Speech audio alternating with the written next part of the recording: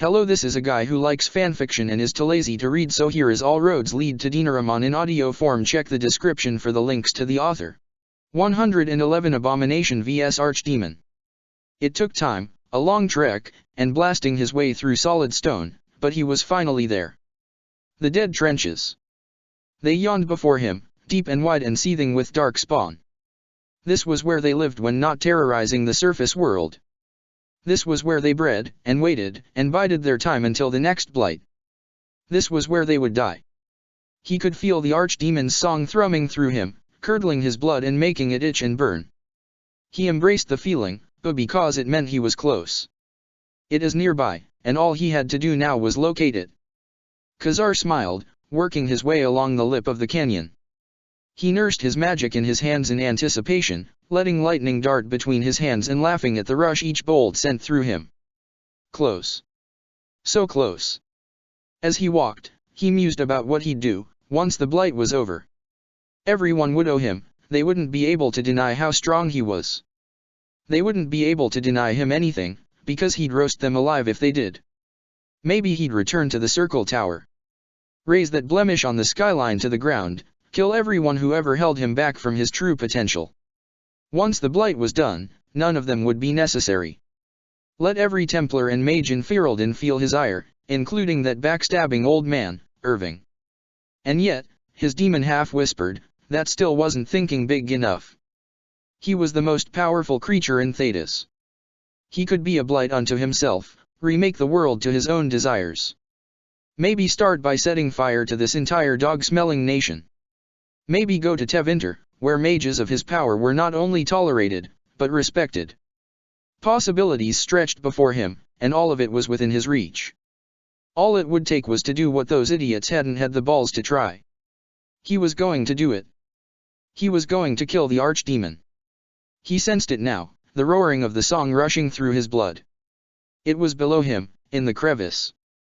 Sure enough, he leaned over the edge and spotted it, swooping low over its minions. It wheeled upward and flew toward him, and Khazar stepped back in time not to be knocked off the ledge by the wind of its wings as it flew up past him. Last time he'd seen it, he'd hunkered behind a rock with the other wardens, shuddering in fear as they watched the powerful monster fly past. Now, however, Khazar could feel the power thrumming through him, and he could feel the gnarled magic that kept the Archdemon alive. He was going to unravel that magic. The Archdemon banked around the top of the cavern, turning sharply to land on the ledge right across from Khazar. It had sensed him, he'd hoped it would, and now the gigantic violet dragon turned to face him with a guttural roar. Across the 50-foot canyon, Khazar admired the way the fire from below glittered off its scales. A mighty beast, carrying with it all the corruption of the Black City itself.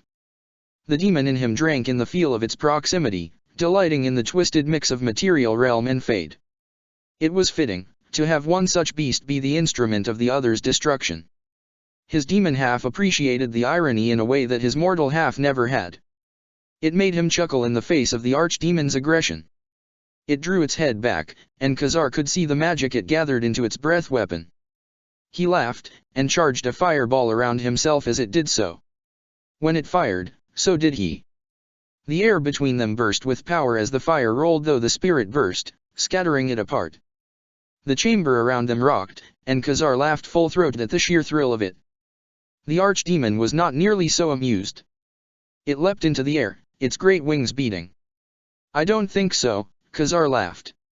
He slapped his hand down on a sharp rock, cutting a gash across his palm and drawing blood. The familiar aura immediately surrounded him as his blood mixed with the magic around him. It crackled, and he had to keep himself from laughing at the heady rush. And to think the mages had always warned against this. Idiots, all of them. The Archdemon swooped toward him, but Khazar was ready, sending a shot of pure force through the air that slammed the dragon up against the cavern ceiling. It shrieked, bobbing in midair as it regained its bearings. The Archdemon's magic felt slimier than Flemeth's had. Churning with ever-present corruption, unstable by its very nature. It made it difficult to get a grip on the monster's form and pull it down. Still, it was nothing that sheer force couldn't accomplish, so he merely shoved more power into the hold. He bound the Archdemon in magical ropes, and it thrashed against him. He yanked it clear out of the air, sending it tumbling, spinning down into the crevice. It bounced off the sides of the canyon before it managed to break his grip. When it did, it was angry, but that only made Khazar grin more. It rushed up toward him, a force of inexorable darkness. It seemed unstoppable, and that was what made the battle sweet. Khazar rained lightning down upon it. The archdemon dodged the first 2 bolts, but the third hit it square on the wing. A paralyzed wing didn't fly, and the dragon careened into a canyon wall. The thrumming of the song had changed in cadence, to a murderous, angry roar. He could feel the anger of the other darkspawn in the trench, and that only made him laugh harder. Their rage was futile, he was an unstoppable force of destruction. The archdemon landed at the bottom of the crevice and shrieked its rage, and Khazar rained fire and lightning down upon it to keep it down. Then, he stepped back from the lip. It was time for the finishing blow. He closed his eyes, feeling every string of magic around him, both his own and someone else's. He felt the horde of darkspawn beneath him, the trench stretching in either direction like a river. An army of seething, living corruption. He seeped his magic into the earth above that river, taking hold of the rock that loomed over the armies. He spread his influence long and wide, until he could feel every inch of the cavern in his mind. He was the dead trenches. He was stone, and he was going to crush the horde. Once he was spread long and wide, and he was gasping for breath for how so very much he was holding, he tugged. The stone around him creaked and groaned. He did it again, and the chamber trembled, knocking a spray of rocks loose into the crevice. Checking one last time to make sure that the archdemon was still down below, it was, though regaining its feet, Khazar grounded his feet and gave one last mighty pull. The trench rumbled and roared and fell apart. The lip of the canyon in front of him and around him cracked and tumbled down, the once solid earth becoming a deadly mass of stone and dirt. The darkspawn song turned discordant as the masses were crushed under the weight. Laughter bubbled deep in his chest as the cavern crumbled around him. He was destruction. He was power. Not even the darkspawn horde could oppose him, as proved by the enraged dragon's roar that shrieked through the cavern, abruptly silenced by the tumble of stone. 112 A shiny trinket. You care about him. He lounged back in the armchair, tucked out of sight in a corner of Arleman's library. The gold earring turned over and over in his hands. I'll only accept it if it means something. He huffed a sigh. What was it with these feral Dans, complicating things that were really very simple? Back in the Crows, things would never have gotten this convoluted. There, you were as good as your blades. That was where your meaning began and ended. Except, he was no longer a crow. He'd had that proven to him with finality earlier that afternoon, when his dagger had slid across Taliesin's throat, just as Taliesin's had once cut Rinna's. See, that was how things were supposed to be. You were kept as long as you were useful, after that, expendable. Rinna understood it, as did Taliesin. It was why Zevran could not blame his old comrade for hunting him down. Taliesin had known him best, so he was the logical choice as hunter. That was simply the way of things. Why did these backward feral Dans need to make it more than that? He clenched the earring in his fist. What had gotten into him, anyway? Offering his earring? It was silly. Zevran was Finian's man, not the other way around. If there was to be payment, it should be heading in the other direction. Not that he expected anything of the sort, mind. He should have expected the crow ambush, really.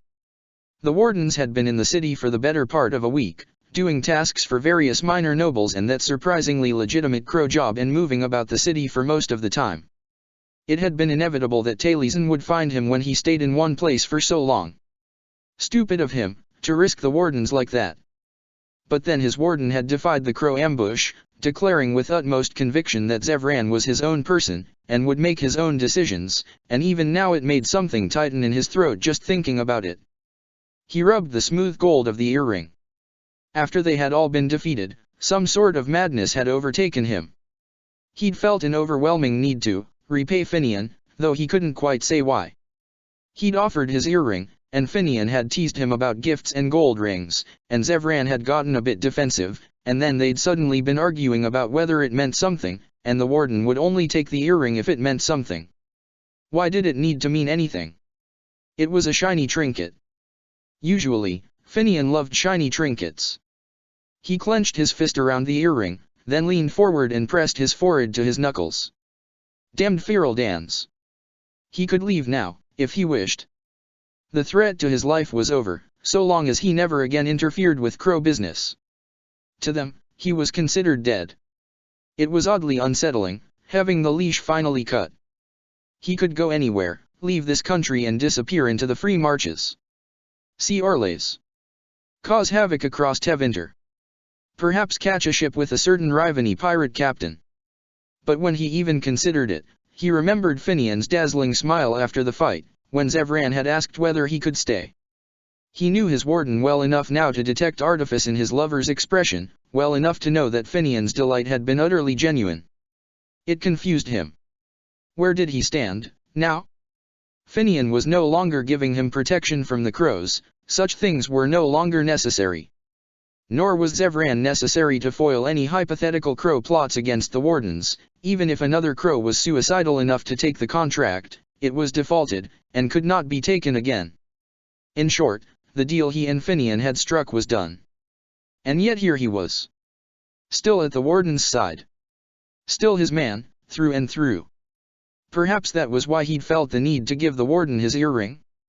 To compensate for the change in their arrangement? And it had been rejected. Turned away, because it didn't mean enough. Just when he thought he understood the other man, the warden went and threw that at him. That overbearing, frustrating man. What did the warden expect from him? How could he expect Zevran to make that sort of attachment again, when he knew full well about Rina? He moved his head up again, so that now his lips were pressed against his fist, the earring clasped tightly inside. It was also complicated. Worse, Zevran had no clue what to do about it. There were no crow codes to fall back on, and his warden was the problem, so could very well not consult him for a solution. No, whatever there was to be done about this, it had to be Zevran's own choice, and that thought terrified him. He'd never made a decision before.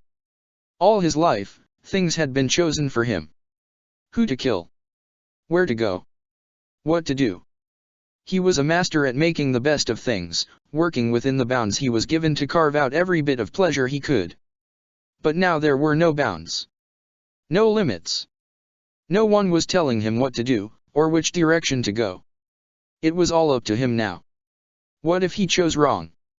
Certainly, decision-making was one of those things that one grew better at with time and practice. He couldn't be expected to hit the ground running. Not with something like this. He had two choices. One would hurt his warden, and that thought made his chest ache. When Finian was sad, the whole world couldn't help but cry with him.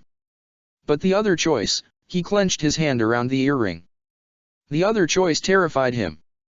It left him with no place to go, and that made him feel trapped. Zevran did not much like the feeling of being trapped. 113 It all comes crashing down. They were walking through an earthen tunnel when the world began falling apart around them. Or so it seemed, anyway. The ground and walls started shaking, and it was all Alistair could do to keep his feet. The others weren't so lucky. Felicity would have toppled if Alistair hadn't caught her. Jowan certainly did. Stone roared and rumbled around them. What's going on? Leliana cried. A cave-in. Felicity gasped. She clutched Alistair's armor, too light to keep her feet as the ground bucked under them. Aren't we underground? Alistair said. Isn't that a little bad? Felicity managed a nod, though it was hard to tell with all the shaking. Jowan, we need to hold up the cave. Are you mad? The other mage squeaked, still flat on his back. Mila, Alistair noticed, had turned sheet white, and was staring up at the ceiling. Lovely, their tracker was having a meltdown. We just need to buttress a few key parts, and we'll be fine. Felicity tried to push away from Alistair and stand upright, but a particularly strong buck in the ground knocked her right back into his arms. He kept his arms tight around her waist. He didn't fancy seeing her dash that brilliant head of hers against the rocks. It was a funny feeling, anyway, to be holding a mage as she started casting. It lit up every Templar sense he had cultivated. Kind of tickled, actually. He felt her moving the earth directly above them, reinforcing the rock with an elemental shield while everything else fell apart. The rock cracked along the walls, and large chunks of earth showered down from above, but the shield held. Then, part of the tunnel collapsed behind them, and a larger force of stone pressed in from above, and he felt Felicity recoil in his arms. Instinctively, he held her tighter, fully expecting to need to shield her when it finally gave. "Joan!" he snapped out, because she was too preoccupied to do so. "A little help." The blood mage propped himself up against the shuddering wall, eyeing the ceiling above them with wide eyes. I don't know how. Just do whatever she's doing." The stone above them creaked and jerked, and Felicity shuddered. A shower of pebbles rained down on them, and Alistair hunkered over Felicity. "If you don't, we're all dead." Joan swallowed, but started casting, at least. His magic soon joined hers, but it didn't seem to do much to curb the rain of dust and pebbles coming down on them. Were they going to have to resort to blood magic? Perhaps not. After long minutes of holding their breath and silently praying, the rumbling around them settled down, and the shaking slowed to intermittent shudders in the land. Only once the ground underneath them stopped bucking did Alistair feel like he could breathe again. Felicity sighed. "It will hold," she said, and both she and Joan released their shield above them. Alistair studied the ceiling dubiously, but, other than a single groan as it settled, it seemed to be holding all right. The lot of them were completely caked in dust. Alistair snorted a relieved laugh. "We look like mud monsters or something." Felicity's breath shook with an equally relieved laugh, and he pressed his face into her dust-covered hair, glad that she was so damned smart. That was the point when Mila, who had kept her feet during the entire ordeal, collapsed. Felicity tore out of his arms and ran to the elf's side, and Alistair followed close at her heels. The elf was white as a sheet, with closed eyes. Leliana cradled her head, looking concerned. Felicity expertly checked her vital signs, then let out a sigh. "It's all right. She just fainted." Felicity. "You know Mila, right?" Alistair said. "Mila Mahariel? The elf who withstood the Darkspawn for a month without showing it." "Precisely. Mila sublimates any discomforts by default. In this case, I suspect her fear simply overwhelmed her as the adrenaline wore off. She should come around shortly." Alistair had his concerns, but he trusted Felicity.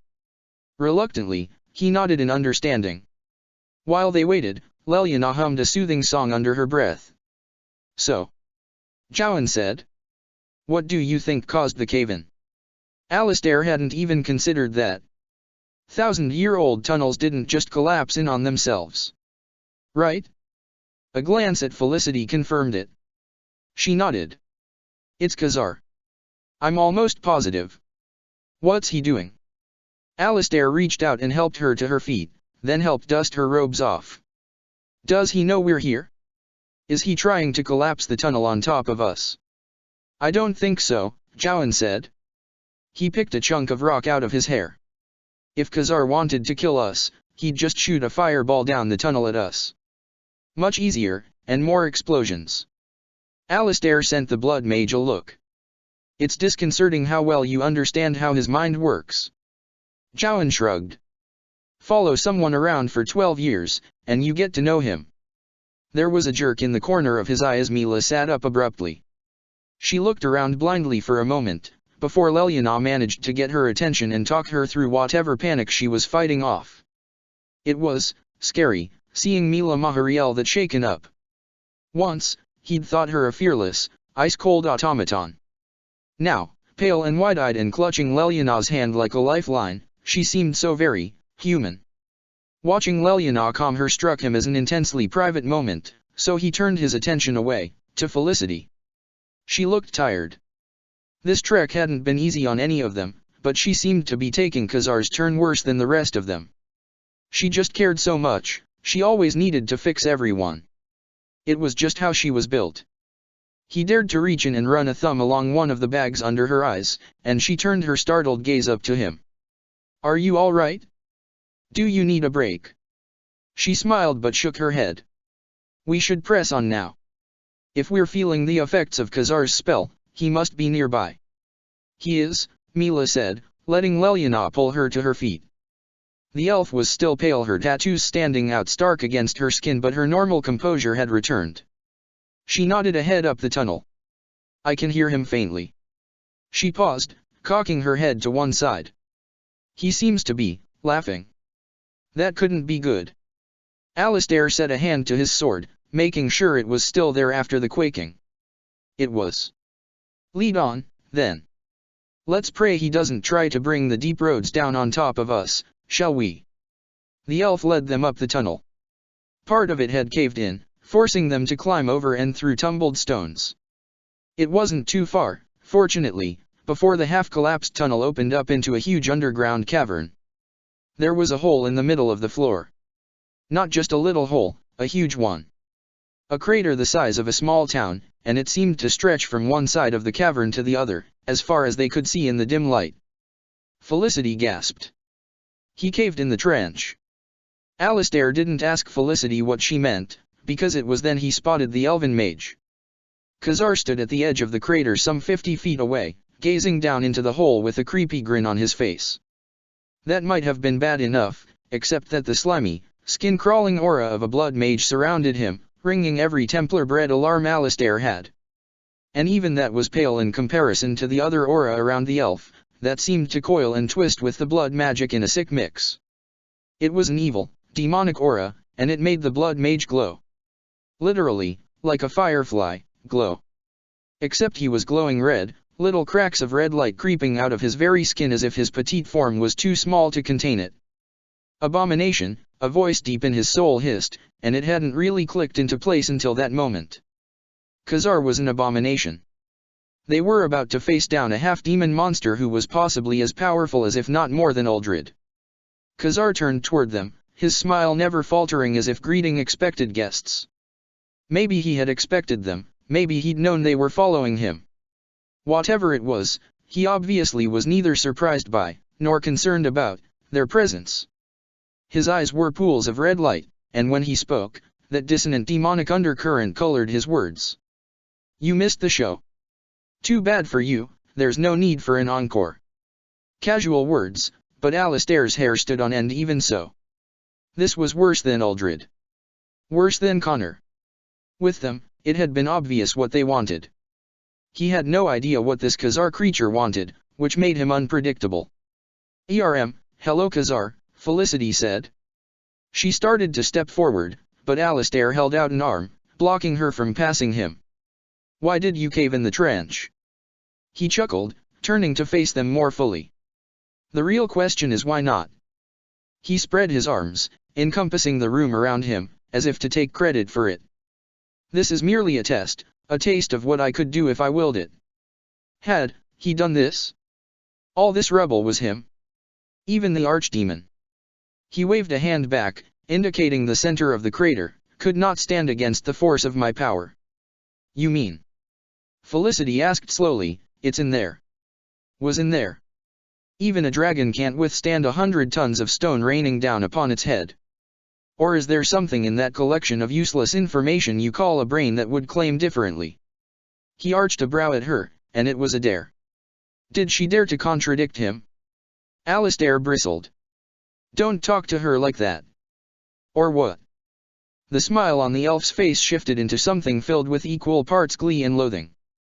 Do you really think you can stand against me? You? Ha! You're not even a real Templar. I'm real enough to smite a twitchy little brat like you. Are you? He started toward them, looking entirely too smug. Then why haven't you already? Come on. Try it. I would love to see what you've got. Khazar. Felicity said. Stop this. We're here to bring you back. Back? Back where? He laughed again. What makes you think I want anything to do with any of you? I don't need you anymore. His magic aura thrummed, and lightning coalesced in his hands. He held out one of them. Amel, perpetual know-it-all, and nanny goat I never wanted. Annoying. It was a condemnation, followed by a blast of lightning that sent her flying back, off her feet. Rage shot through Alistair, and he gathered his will for a smite. He slammed it into the abomination, only for it to fizzle out against the mage's aura. Khazar smirked. Alistair, Templar, and dumbass who doesn't realize that one of the reasons mages take up blood magic is because smites don't work as well on them. Idiot. The lightning blast that followed hit him square in the chest, and he stumbled backwards, his entire body going numb. His world flashed white for a moment as burning pain shot through him. When he came out of it, he struggled to get his lungs to move, they were paralyzed, and the rest of him with them. Khazar laughed. And Jowan. Now you're a surprise. They let you off your leash, Jowan, or is that what the Templar is here for? Khazar, you have to listen to me. No. I don't. You threw me under the wagon one too many times. Coward. Another zap shot across the room. Alistair gasped in a breath of air, too much aching. But hey, he was breathing. That was a start. He struggled to get the rest of his limbs to stop twitching. The bard. I don't even know you, but I'm sure you're annoying. Another bolt. Sadasolan. Alistair managed to get his elbows under him, and raised his head just in time to see Mila raise her bow. She was the only one of them left standing. Khazar just looked at her, unconcerned by the arrow aimed at his head. His expression was thoughtful, or, as thoughtful as one could be while overflowing with evil inner red light and nursing lightning in one's hands. Mila Mahariel, now there is a curious case. Delithalan, I do not wish to kill you, but I will if I must. Oh, I'm sure you will certainly try. The mage tilted his head. You take me as a threat, and you were never one to hold back your lethality. But what if I was not a threat to you? His voice was going silky. Oh no. Alistair could guess what that meant. Khazar was half demon after all. He tried to speak a protest, but his tongue still tingled and twitched. It came out sounding like a guttural gurgle. We can work together, Mila. With your knowledge and my power, we could remake this world. How wondrous it would be, to bring back the glory of Arlathan. Can you see it? And for the first time since Tamlin, Mila's bow faltered. It quivered, and he could see the bowstring loosening. It's a trick. Felicity's voice wheezed. This is the pride demon speaking, not him. Khazar's eyes narrowed as he turned to look at the healer. There's nothing wrong with a little pride. He turned his attention back to the other elf. She understands that. What else is a Dalish than an elf that has pride in their heritage? He walked slowly toward her. And why not? We elves have such a long, difficult history. Once so great, so magical, struck down and enslaved by a race as short-lived and backwards as these quick clings. We deserve more. We are Elvaean, and that makes our blood worth being proud of.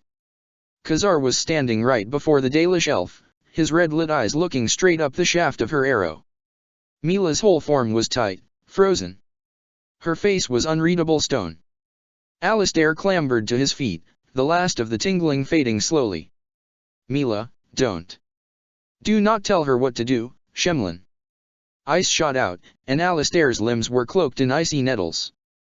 Come, Lethalan. Let us finish these humans and go take back what is rightfully ours. Alistair fought against the ice that kept him, watching the scene in horror. Mila's bow lowered slowly, until bow and arrow settled against her hip. She was so still, just looking at him, and Alistair just knew they were losing her. Khazar held out a hand, glowing with demonic magic and dark with his own blood. Come, Lethalan. Let us remake the world for the Elvaean. Mila dropped her bow and reached out, moving to take that hand, and Alistair could practically see the demonic magic ready to spring from elf to elf. To what purpose, he couldn't guess. To make her a pawn? To make her a partner? Whatever it was demonic, and that meant it was bad. No. This is not what the creators would want. Mila froze, and Khazar's gaze snapped to the side, looking with ire at Leliana. What do you know about the creators? Leliana leaned on a large boulder near the edge of the pit, having been nearly blown off, from the looks of it. I know enough to know that they would not want this. Not like this. You know nothing. Khazar shot his hand around and blasted the bard with a burst of lightning, sending her flying back, over the lip. Mila tensed, and Alistair smirked. That had been the abomination's mistake. Mila drew her belt knife and leapt forward, slashing. She bounced back as the mage released a telekinetic pulse. Khazar spun back toward her with a sneer. You want to act like one of them? So be it. You will die with them. The demonic aura around him strengthened and grew, and Alistair, not for the first time, witnessed the transformation of an abomination. His form expanded and widened, until he had tripled in height and multiplied his girth many times over. Alistair finally broke through the ice, only to look up at the looming silhouette of a gigantic pride demon. A memory of the last time they'd fought one of these things flashed through his mind, but he couldn't be afraid. There were lives on the line. So be it. If Khazar wanted to do this the hard way, then Alistair was game. He'd been waiting a long time for the excuse to give Khazar a good old-fashioned Templar beatdown, anyway. 114 Caring not for how Finian had been here before. That was the only explanation Percy could think of for how the elf steered them so confidently through the estate. It must have been how Finian knew how to avoid the areas of high guard concentration. Percy could vaguely remember something about that, from Duncan's stop in Denerim after the fall of Highever. The alienage elves had been in a tizzy, and a guard captain snapped out something about a river of blood through the Arl's estate. Finian had done that? Finian? Then again, the fact that Percy was surprised at all was really his own problem, wasn't it? From the beginning, he'd seen the elf as he had any elf in his life, as an entirely benevolent and peaceful aide. But that had never been true. It hadn't been true with the crow attack, it certainly hadn't been true with Isolde, and, to hear the others tell it, it hadn't been true when dealing with Tevinter slavers. Duncan wouldn't have recruited Finian if he hadn't detected just a bit of that edge that made the Grey Wardens what they were. It had taken a shamefully long time for that to sink into the noble's blue-blood head. Finn was a good man, and good friend, awkward aspects notwithstanding. Percival wished he knew how to apologize for being, honestly, a bit of an ass about certain things. Now was not the time, however. The elf was busy steering them through the Arl of Denerim's estate, his jaw set in a grim line, and Percival was similarly occupied worrying what would happen were they to get caught prematurely. Finian had wanted a smaller group, easier for infiltration, he'd said. Just him, Garrot, and the assassin. Percival had overruled him. There was no way he going to sit on the sidelines when the rogues delved into Howe's stolen estate. Perhaps if this place still belonged to the Kendalls, but not now. Besides, this was no simple matter of Howe dabbling in politics. This was the Queen. Percival was taking no chances. And if their increased numbers meant a higher likelihood of getting caught, well, then they would simply have to fight their way out. Percival would be lying if he said he would mind a little bloodshed against the same force who had overrun Highever. Besides, all concern was proving for naught. They merely had to not clump too close together and no one spared them too much attention. They had left the giant, the non-sneaky dwarf, and the elderly woman behind, so the guards really didn't have any reason to notice them at all. Finian's slender form was in front of their party, with Zevran close at his heels. Garrot had opted not to even bother with the guard ensemble the rest of them were sporting. No one would be fooled, even if Erlina could find one his size. Instead, he'd simply opted for dark clothing, and had melted into the shadows as soon as they stepped inside the estate. Percival followed 10 feet behind the elves, careful not to cluster up. At his feet followed 2 dogs, Hugo and Morrigan in Maberry form. It went surprisingly smoothly, so long as he acted like a dog handler. He had a life's worth of practice in that, though he suspected Morrigan would be rather cross with him later regarding all the heel, girl-s and cum-s. Perhaps he was rather enjoying the opportunity to rile her without her having the ability to bite back. And perhaps he was anticipating her eventual revenge, likely later that night when the rest of Eamon's estate was asleep. When Morrigan got angry, she got aggressive, and that was just the sort of outlet Percy needed sometimes. She didn't mind. He suspected she was anticipating it too. Then, they had to pass through a guarded doorway. From a distance, they could pass, but the elves were easily identifiable as such up close, and Percy may be recognized by anyone who worked for the nobility. This was a setback, and the elves turned into a side hallway to confer out of sight. They paused around the corner, looking back at Percival for direction. He joined them a moment later. He reached back to draw his sword, until a slender hand pressed against his back, and Morrigan stepped up past him. She glanced back at him over her shoulder, an enigmatic little smirk across her lips. She stopped at the corner, just out of sight of the guards. Then, she started casting. Percival wasn't entirely sure what she did, all he saw was a dark fog swirling around her hands. However, when Morrigan shifted back to Mayberry form, she led them out of hiding and toward the door. Whatever she had done, it had them dazedly nodding their party through without so much as a second glance. They had to do this several more times on their trek, and Morrigan wordlessly muddled their minds each time. Finally, Erlina reappeared, the elven servant's face drawn with stress. She waved them into an alcove with a heavy wooden door. The door shimmered with magic. Garrot was already at the lock trying to pick it, but the magic leapt out at him, zapping him with a bolt of electricity, and he jerked his picks away from the lock with a grunt. "The wardens are here, my lady," Erlina whispered through the doorway. Percival glanced at the others, caught Zevran's eyes, and nodded for him to watch the corridor. The assassin offered a sarcastic salute, but followed the silent command even so. "Thank the Maker," came a voice through the doorway. "I would greet you properly, but I'm afraid we've had a setback." Finn snorted a laugh. "I think I can guess, my lady," Percival offered diplomatically, eyeing the problem. "How do we get through this door?" "Could try to blow it," Garrot offered. "Garrot, we're not exploding a part of the Arl's estate. That rather destroys the point of the disguises." "My queen," Finian said calmly, "perhaps you had best explain. Why are you locked up?" "My host," the queen's voice said, "was not content to put me under heavy guard. He sealed the door with magic." Percy turned to Morrigan, who was stretching lithely in a way that was really very distracting at the moment. "Morrigan, can it be dispelled?" "I shall make an attempt," the witch said. She moved up to the door and pressed a hand to it. Then, she closed her eyes, and something seemed to pulse out of her. The pulse tingled as it passed over Percy's skin. Still, as she stepped back, the door still shimmered. "Alas, it seems not," Morrigan said. "'Tis apparent that whomever built this barrier is still maintaining it. Likely from somewhere within the mansion." She turned to Percival with an unconcerned shrug. "We kill him, we open the door. Simple." Percy nodded, and turned back to the door. "My lady, do you know where this mage might be?" "He will most likely be at Howe's side." "Howe is here." A thrill, a spike of fire, running through his body, charging his limbs. "Easy, Captain," Garrot rumbled. "Where is he?"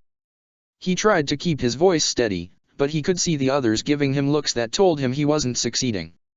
At this point, he didn't much care. Howe was here. He was close. Erlina swallowed.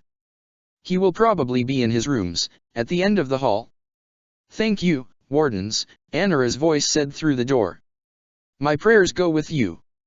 Percival was all for charging out of the alcove and fighting their way through the rest of the estate, but Finian's slender hand on his arm stopped him. "Right. Subtlety."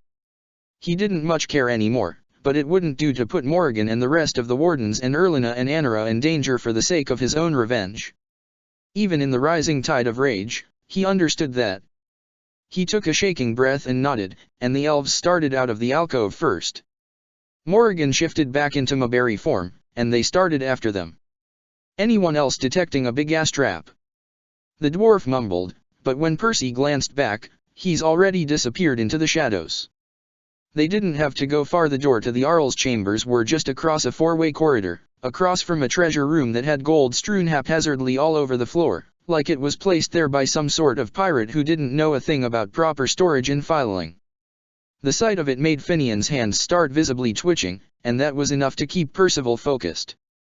He grabbed the elf by the back of the cuirass and dragged him bodily into the Arl's chamber. The quarters were innocuous.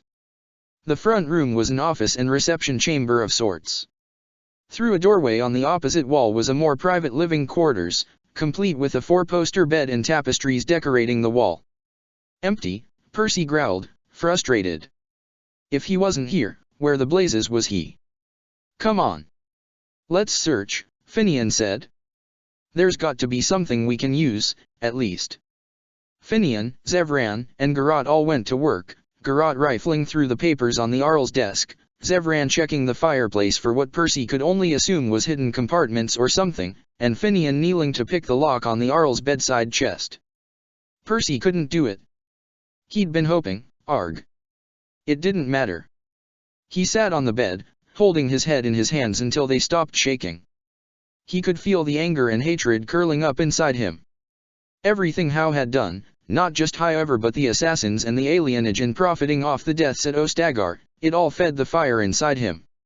He hadn't felt this need to kill for a long time, and he was having a hard time controlling it. A weight landed on the bed beside him, and he jerked, ready for a fight. Morrigan didn't offer any. She considered him with lidded eyes. She seemed about to say something. Words of comfort? From Morrigan? Then, she opened her mouth, once again, "You are much like a dog." A laugh bubbled up in him, cracked and sharp. So much for words of comfort. Is that supposed to help? 'Tis merely an observation. He lowered his head again, rubbing his eyes to ease the looming headache. Very well, I'm curious. How am I like a dog this time? Because I follow a scent relentlessly, or something? No, do not be dim. Your instincts are derived from something wild, but circumstances and training have taught you to curb them. It seems silly, when you could be so much more effective if you merely let those instincts free. Right. And lop off the heads of my allies in the process.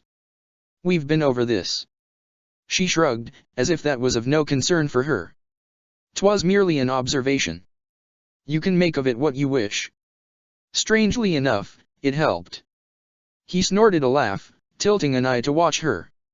She gazed off at the opposite corner of the room. The firelight flickered across her smooth jawline, and made her dark hair shimmer.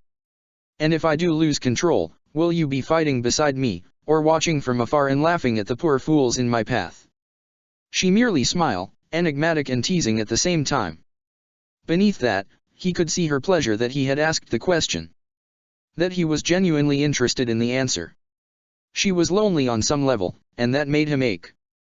It seemed like they were always one step from bridging that gap to a real, healing connection, but Percy wasn't entirely sure how to go about doing it. Percy, look at these. Finian's voice interrupted his thoughts, and the elf moved up to stand before him. He held a stack of papers in his hands, and Percival sat up straight to take them. Of immediate interest was the griffin seal on the top one. Grey Warden documents. Records, mostly. They also mention a cache, Finian said excitedly. Here in Denerim. Something about the joining ritual and the location of a warden outpost on Fereldan soil. Percy nodded, skimming the papers. It was as Finian said, directions and maps. The page on top was an official order from Weishaupt, to the bearer, to investigate the state of the wardens in Fereldan regarding their silence following Ostagar. The full group Kalen had sent for had been turned back, so the bearer had been chosen to investigate alone. It appeared the wardens had sent reinforcements after all, or at least, a scout to determine whether reinforcements were necessary. The question was, where was this scout, and why did Howe have these papers? There is more, my friends, Zevran said with a chuckle. Percy looked up, to see the assassin holding up a tapestry hanging from one of the bedchamber walls. Behind it was a door. I do believe this answers the question of where he might have gone, yes. Yes, Percy breathed. He handed the papers back to Finn and stood, that fire leaping up inside him. Let it out, Morrigan had said.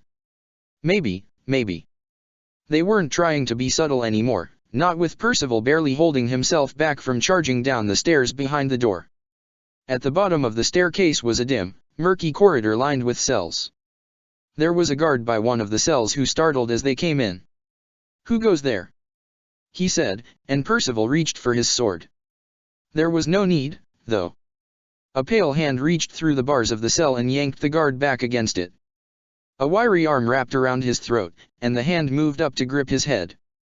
After a brief struggle, the arms jerked, and the guard's neck snapped. Garrot laughed. Well, that's one way to do it. Percival kept his hand on his sword as the guard's body was tugged into the cell. Whoever was in that cell had just snapped a man's neck, that made him a potential threat. Who's in there? He demanded. Identify yourself. There was the sound of mail jingling. The prisoner was disrobing the guard. "My name is Riordan," came a light Orlshian accent. "I am no threat to you, stranger." Keys jingled as he unlocked his door, and the man stepped out, slipping the splint mail cuirass over his head. He was thin and wiry, but with a ropey strength that Percival knew better than to underestimate.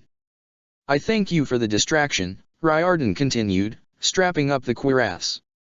"I have been waiting days for the opportunity." "Riordan? This Riordan?" Finian held up his pilfered papers. "You're a Grey Warden." "Ah, yes. Those are mine. I thank you for retrieving them." Finian stepped up to hand the papers to the man, and that seemed to ease the rest of them. Percy was still leery, though.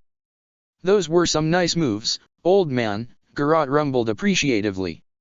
"I'd bet you learned those before you took the joining, eh? It's funny how many wardens got iffy pasts." The man arched a brow, then swept a studying gaze around the group. "I take it you speak from experience." Finian swept a bow. "You are looking at 3 of the 7 remaining Grey Wardens in Ferelden." "Well, 8 now, I suppose." Finn stood up straight and introduced them. When Finian announced Percy's name, Riordan's eyes stayed on him. "Percival Cousland, yes, I can see it now." Percy's hand tightened into a fist. "What can you see, precisely?" Riordan shook his head. "You wouldn't remember. I left however when you were just a babe. But I knew your father, and I'm terribly sorry to hear the news." Percy clenched his jaw and grunted acknowledgement, because sympathy from a stranger was not going to fix anything, but snapping at him wouldn't help either. "Riordan, if you don't mind me asking," Finian cut in, "what was How doing, keeping you here?" "For the most part, holding my tongue.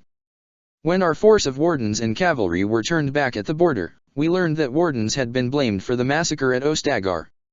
We decided it would be easier to slip a single warden into Ferelden, to decide how to best fight the Blight and this regime simultaneously. As a native Ferelden, I volunteered.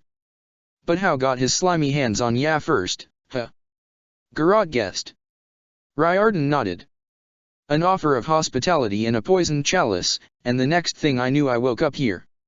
It was a foolish mistake." "Where's How now?" Finn asked. Riordan waved toward the door opposite his cell. "The dungeons, last I knew. He may still be there." Percy's blood flared. He was close, then. He started toward the door, not bothering to see whether the others followed. If he stayed in one place much longer, he felt like he might explode. "We're staying at the estate of Arleman," Finian's voice said quickly behind him. "If you can get out, he's offering us amnesty there. I thank you for your assistance. I shall meet you there. There are some things that I suspect we should discuss." And with that, they left him behind. They wound down a series of dark stone steps, climbing down into the earth. A guard met them at the bottom, blocking the doorway into the dungeons. "Who goes?" he said. Another person might have tried to bluff their way past, but Percival was done with subtlety. He drew his sword and lopped the man's head off in one smooth motion, and the wardens poured into the dungeon.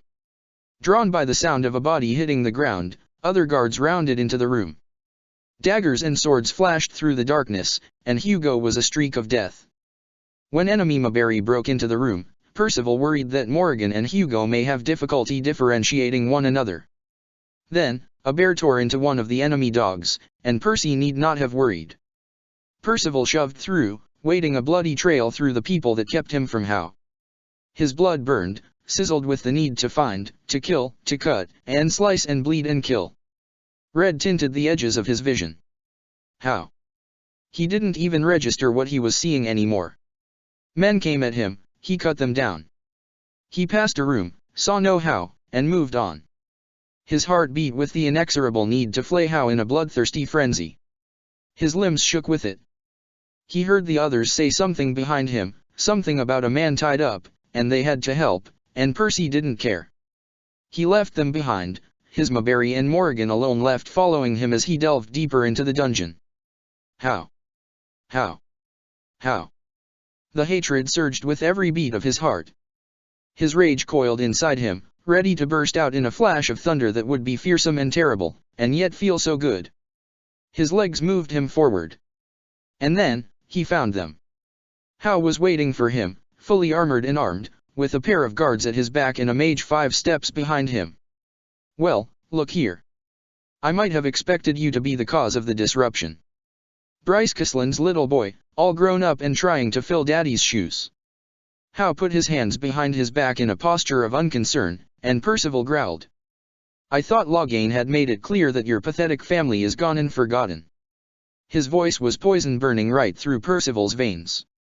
This man, this duplicitous snake had laughed and jested with his father, all while plotting his death. They will never be gone, he growled, so long as I live. Your parents died on their knees. A pulse of rage burned through him. Your brother's corpse rots at Ostagar. Another pulse. Your brother's brat was burned on the scrap heap along with his Antivan whore of a wife. He burned, quivering with the rage that demanded he maim cut injure kill. And what's left? A fool husk of a son, likely to end his days under a rock in the deep roads. The growl that tore from his throat sounded animalistic, and he didn't care. Even the wardens are gone. You're the vestiges of nothing. This is pointless. You've lost. You're dead, Percy's voice said, and it sounded far lower and calmer than he felt. You're dead, Hao, you just haven't realized it yet. Hao paused, tilting his head up and narrowing his eyes. There it is. Right there. That damned look in the eye that marked every Chaos Land success that held me back. He raised his voice, seeming to come to a decision. It would appear that you have made something of yourself after all. Your father would be proud. His voice lowered. I, on the other hand, want you dead more than ever. Hao drew his sword and made to attack him, but Percival didn't let him. Percival's sword leapt into his hands, and he pounced. Fire blazed through him, and red covered his vision, giving his sword arm unnatural strength and speed. Hao was here. Hao was here, and he would die, oh yes. For his father, and his mother, and his brother, and his family, and his friends, for the wardens and the nobility he'd betrayed, for the boy Percy had once been, as dead as all the rest. For them all, he forgot who he was, and became a force of sheer vengeance. For them all, he let go. 115 cowardice and courage. He was going to die, he was going to die, he was going to die. A fireball slammed into the wall 5 feet from him, and Zhaoan jumped away with a yelp, closing his eyes and covering his face. The cavern echoed with low, demonic laughter. The mage shuddered. It sounded exactly like the demon he remembered, who had boxed him around and bullied him into such a state that he had told it about Khazar. Oh no you don't. Alistair's voice cried. This was followed by the unique sound of a metal sword scraping against a spiny carapace. Zhaoan dared to open his eyes. The Pride Demon was a massive form that stood on the edge of the crater. Its shark-like maw was spread wide in a terrifying grin, especially as it reached down to bodily pick Alistair up by the sword arm. It brought the dangling Templar's face close to its own and sneered, "Do you really think you can stop me?" Alistair, amazingly, didn't look at all intimidated. Zhaoan was intimidated, and he was clear across the cavern, though it probably helped that Felicity cast another defensive buff on him while the demon gave the rest of them a reprieve from its spell slinging. As far as I'm concerned, Alistair said boldly, you're just a snobby little mage who needs some sense knocked into him. The demon laughed, a low, rumbling sound that spread its malice throughout the broad cavern. And who is going to do that? You. Contemptuously, it turned and threw Alistair bodily into the crater. Felicity threw a shield up where he landed to cushion his fall. Zhaoan felt something nudge his shoulder, and he jumped. Leliana gave him a pointed look and raised her bow. Maker, people shouldn't sneak around in situations like this. The shot's clear. Take it while you can, no. Taking her own advice, the bard raised her bow and fired, and her arrow joined a myriad of others that lodged in among the spines along the demon's massive form. Zhaoan nodded uncertainly, but he was at a loss as to what to do here.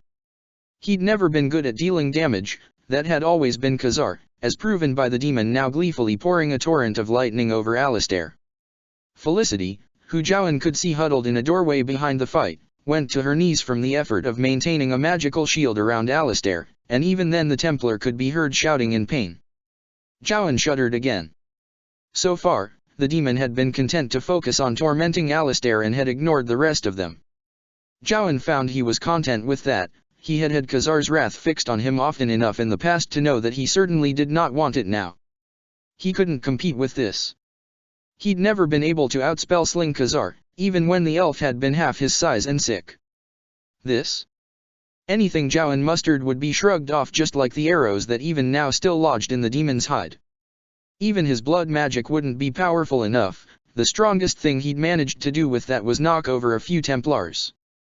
A pride demon would just laugh that sort of thing away. Maker, why was he even here?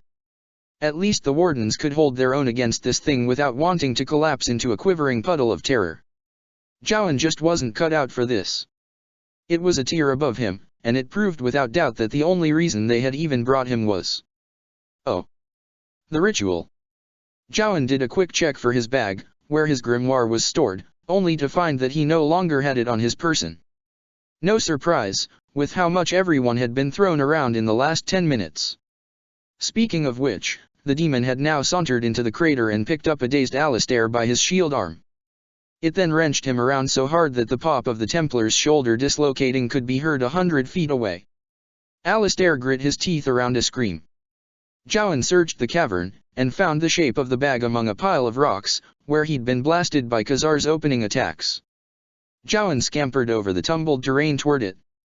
The Khazar demon lurched and dropped the Templar as an arrow hit home in its throat. He then tore the offending shaft out and casually propelled a boulder the size of a horse at Mila, who had shot it. The elf ducked away from the attack and disappeared among the rubble, and the demon turned its attention back to Alistair, who had, rather amazingly, climbed to his feet again, despite a completely useless and limp left arm. "That all you've got?" Alistair said cheekily through a split lip, and Jowan's hands were shaking in empathetic fear as he knelt by his bag to dig out his grimoire. "And here I thought pride demons were supposed to be powerful.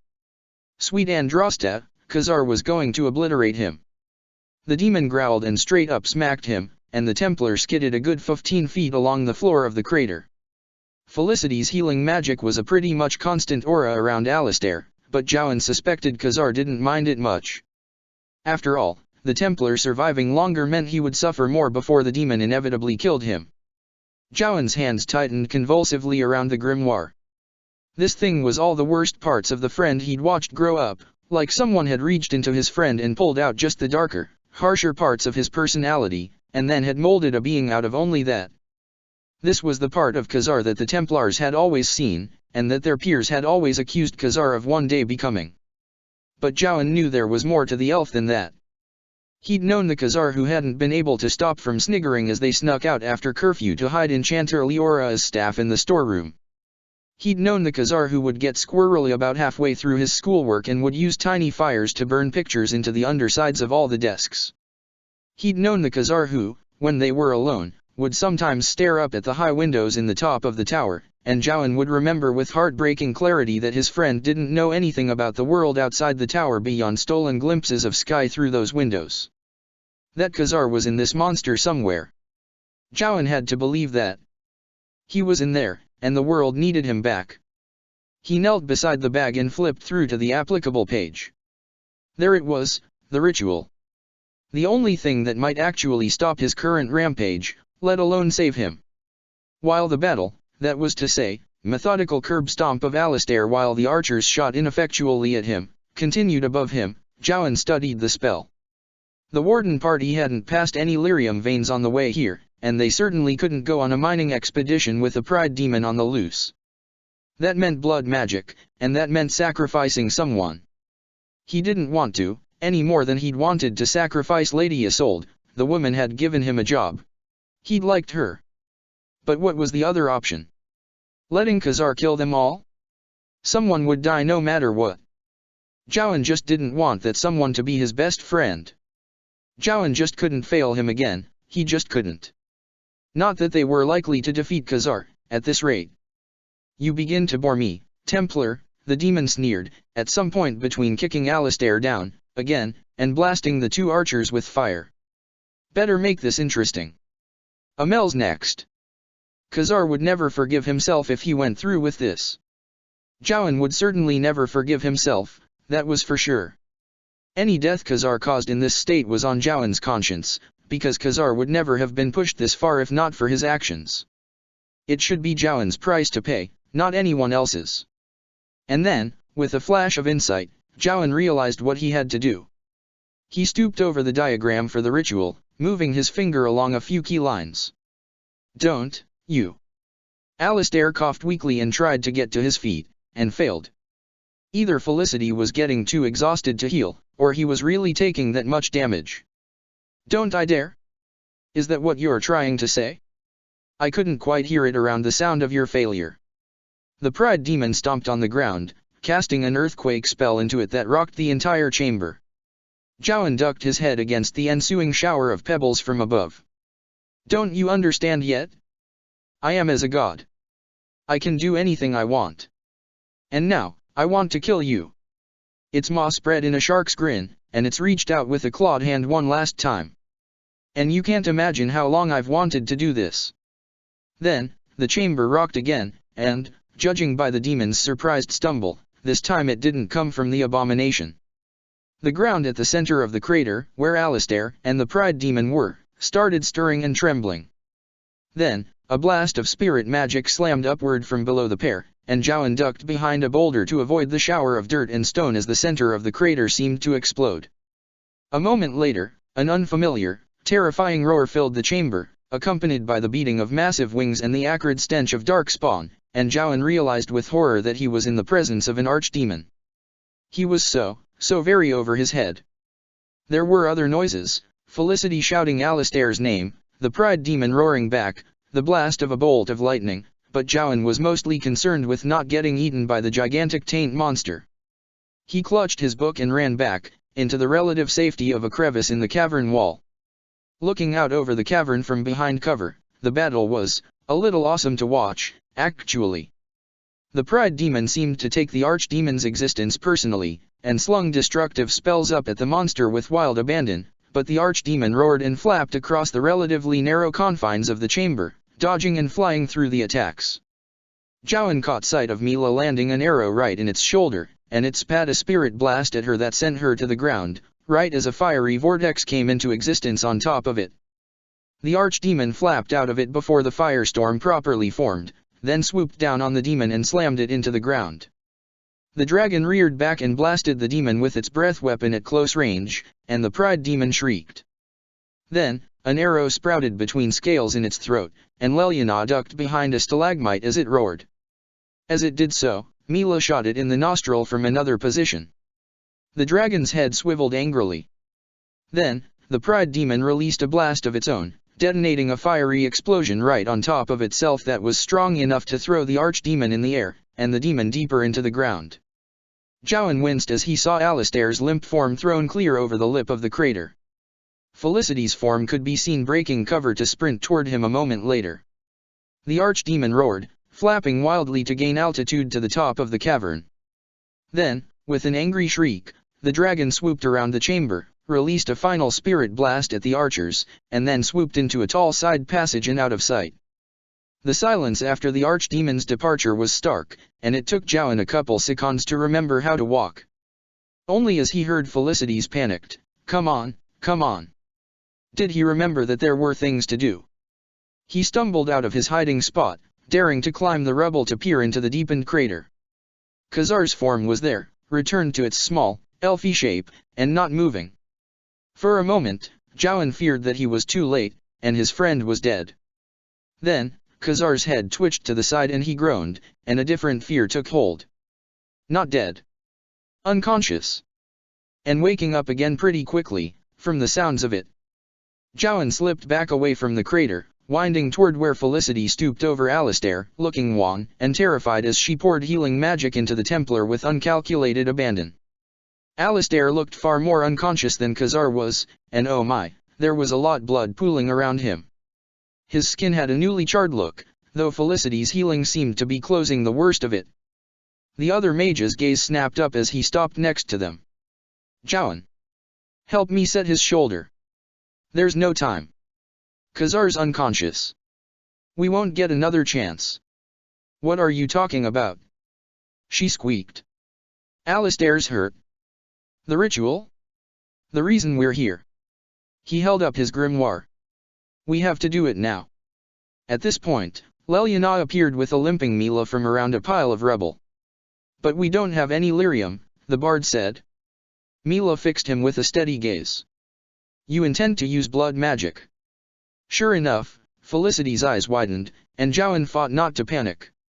She was going to refuse. He needed her for this. One mage couldn't do it alone. I modified the ritual, Jowan blurted, before she could protest. A sacrifice isn't necessary anymore. You did? Felicity asked uncertainly, her hands still fluttering distractedly over Alistair's pulse points. How is that possible? Blood magic. He forced a shrug. I had a long time to work on it on the way here. Leliana was looking at him, her face sad, but she didn't say anything. Could she guess what he was planning? Why didn't she call him out on it? It didn't matter, because she didn't, and Felicity was too distracted by Alistair's battered form to give his words much thought. You must do it quickly, Phelan, Mila said, digging through her pack and pulling out a few vials. He speaks truth. Delethalin will not be neutralized for long. We will take care of our fallen fellow. Leliana plucked a vial out of Mila's hands. And I will go dose Khazar with Mage Bane. We will see if it will keep him out longer, no.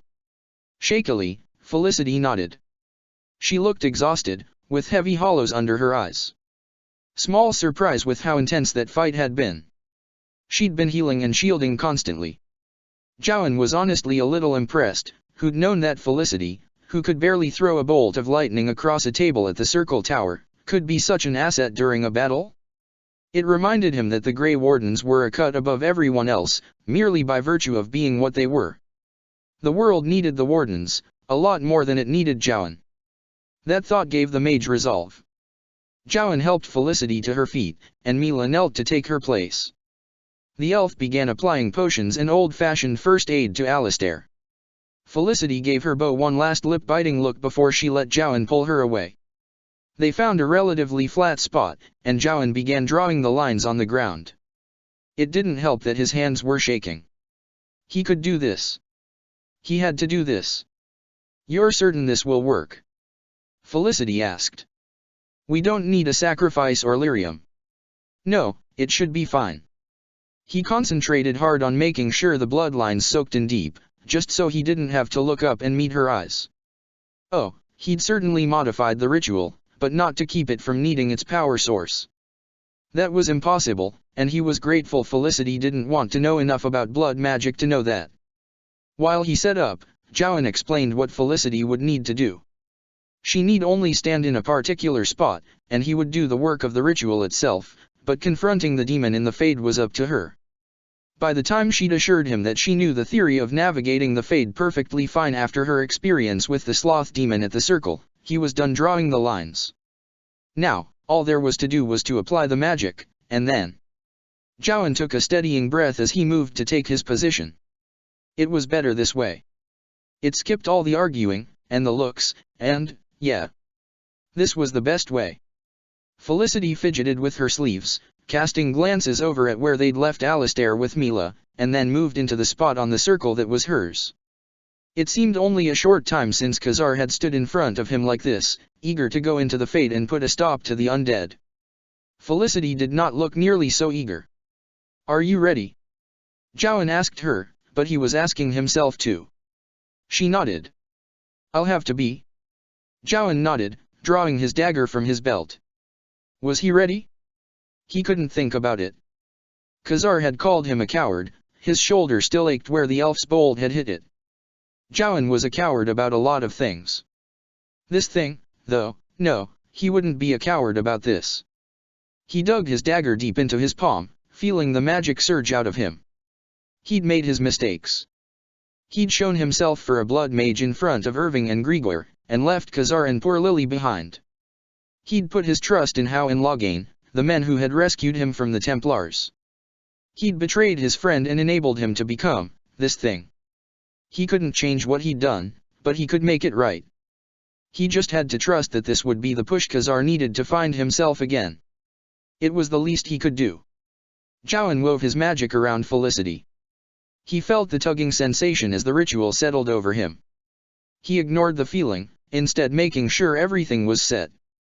The spell had to run on its own once it was kicked off, so he made extra certain that the magic was strong and tight. And then, when he was ready, and Felicity was looked at him with concern over how long it was taking, and the Dalish elf was across the room just looking at him, her eyes grim but admiring. Jowan set it off, and both mages were swallowed up in hot white light. It burned through Jowan, sharp and hot and final. He was a coward in a lot of things, and maybe not telling anyone that he was the sacrifice made him a coward in this too. But at least he could go to his grave knowing he'd done something right for a change. His final thought was a prayer that it would be enough. 116 How to win friends and influence people. Are you from my father? What took him so long? Hurry up and release me. Finn exchanged a look with Garrot while they both drew even with the rack. Nobles, the dwarf said, yanking a lever that released the rack. Same song no matter what race. Finian sniggered. Or country, for that matter, Zev added. He watched the doors of the torture room, spinning his sword idly in his hand. He didn't seem capable of looking at Finn, and hadn't for days, ever since Finn had stupidly pressed him too far with that earring thing. He wished he could take it back. They were in a torture chamber. The thought brought a sick churn to Finian's gut. What sort of noble had his own personal torture chamber? Had this been here before Hao took over, or had Hao repurposed a wine cellar or something? Either way, it was an unpleasant thought. He and Garrot made short work of the man's shackles, and the human sat up with a sigh. It's about time. Was this supposed to be a lesson? Did my father think it funny to leave me for so long before sending you? Settle down, kid, Garrot said. We ain't from your daddy. Though he is looking for you, Finian said, smoothing over the boy's outrage at being spoken to like that. The guy had just been taken off a rack, they could cut him a little slack. You're Bansired's son, I presume. He bobbed a nod, looking between the two of them suspiciously. That is correct. If you are not from my father, then who are you? What are you doing down here? We're Grey Wardens, my lord. We're here to settle a dispute involving the Queen, and decided to take a tour through the dungeons while we were here. Oh, make her have mercy. A funny elf. The nobleman carefully levered himself off the rack, obviously sore. Once on his feet, he turned to them and sketched a bow. I am Oswine, son of Bansired of Dragon's Peak. You have my heartfelt gratitude, Wardens. Finian was impressed by how diplomatic the man managed to be, despite being stripped to his skivvies and recently off the rack. We will need the support of Dragon's Peak during the land's meet. Finian decided to take the direct route. Do you think you can provide a land's meet? So it's true. Hao was telling us that the Arl of Redcliffe was dead, that the land's meet was called off. His shoulders set. Yes, if you can get me out of this horrid place, my father will have no choice but to support you. I will see to that. Thank you, my lord. Finian bowed. At this point, Garrot said, so what did ya mean by us? There are more of you down here. Yes. We're all being kept, for knowing too much, but too important to kill outright. Arl Hao is a sly bastard, he's been meaning to use us as leverage, I'm sure of it. Finian couldn't stand the thought of anyone being locked up, especially by someone like Hao. Lead on. Oswine nodded and padded past Zevran, out of the room. They followed closely behind. Down the hallway, they could hear the sounds of a fight, swords, and a dog growling, and the occasional snap of an ice or lightning spell. Should we not help them?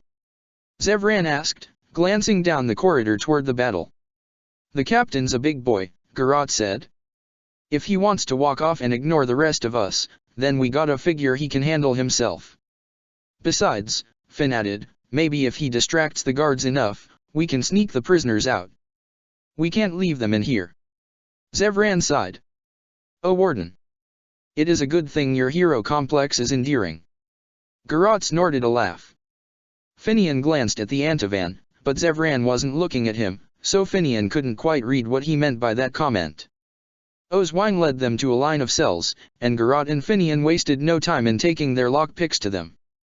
The man inside the cell in front of Finn was curled up in a ball in the corner. He didn't even seem to realize Finn is there. The lock was surprisingly easy to pick, and Finn was comforted by the fact that, were he ever taken prisoner by Arl Howe, he could probably pick these locks with a spoon. The door creaked as he opened it, but the form inside didn't react. "Sir," Finian said. "Can you hear me?" He muttered something into his arms. Finian moved a bit closer, and could pick up what he was mumbling. "To retreat." They screamed and screamed. "Hello." He tried again. He knelt in front of the man and ducked to catch a glimpse of his eyes. They were blank and distant. Finian reached out a hand to shake his shoulder, but as soon as he touched skin, the man struck out, hitting Finian across the face and sending him tumbling back. Zevran was there in an instant. He hauled Finn to his feet and got between him and the prisoner, his face murderous. "Zev, don't. He doesn't know what he's doing." Zevran still glared at the man, but he didn't attack, at least. After a moment, he turned to Finian. "Are you all right?" Finian wanted to laugh, but Zev just looked so concerned. He gave the Antivan a reassuring smile. "I'm fine. It barely even hurt." Zev held his eyes for one more minute, peering in them as if trying to detect a lie. It warmed Finn, to see the care and concern still in the other man's eyes. Finn hadn't broken it, it was still there. Finally satisfied, the assassin nodded and pulled away. They turned back to the prisoner. Now he was mumbling something about witches and darkspawn, rocking back and forth as he did so. "He's mad," Finian whispered. He swallowed, because there was no coming back from this kind of madness. Zevran drew his dagger and looked a question at Finian. He nodded. "Do it." Still, as Zevran stepped forward, he had to turn away. Yes, he'd killed plenty of times now, and yes, it was doing the man a favor, but there was still something about the slick sound of a dagger sliding home, and the gasping breaths of the dying that made his stomach churn. It was silly, after everything, that he still felt sickened by the deaths of innocents. Arms slid around him from behind, and a familiar nose nuzzled into his ear. "It is nothing to be ashamed of, Amor. I hope that you never become accustomed to the sight."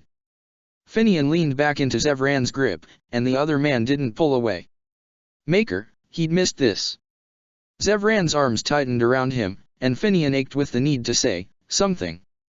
That he was sorry he'd pushed. That it didn't matter if he couldn't say it. That he loved him, and he was pretty sure Zev loved him back. But the words got stuck in his throat. Then, Zevran pulled away, and the warmth went with it. Zevran slipped around him and back out into the hallway, and Finian trailed behind him. Garrot was at another cell, talking to a weeping man. The uncomfortable, frustrated look the dwarf sent their way made Finn want to laugh. "Is everything all right?" the elf asked instead, biting back his amusement. "Who?"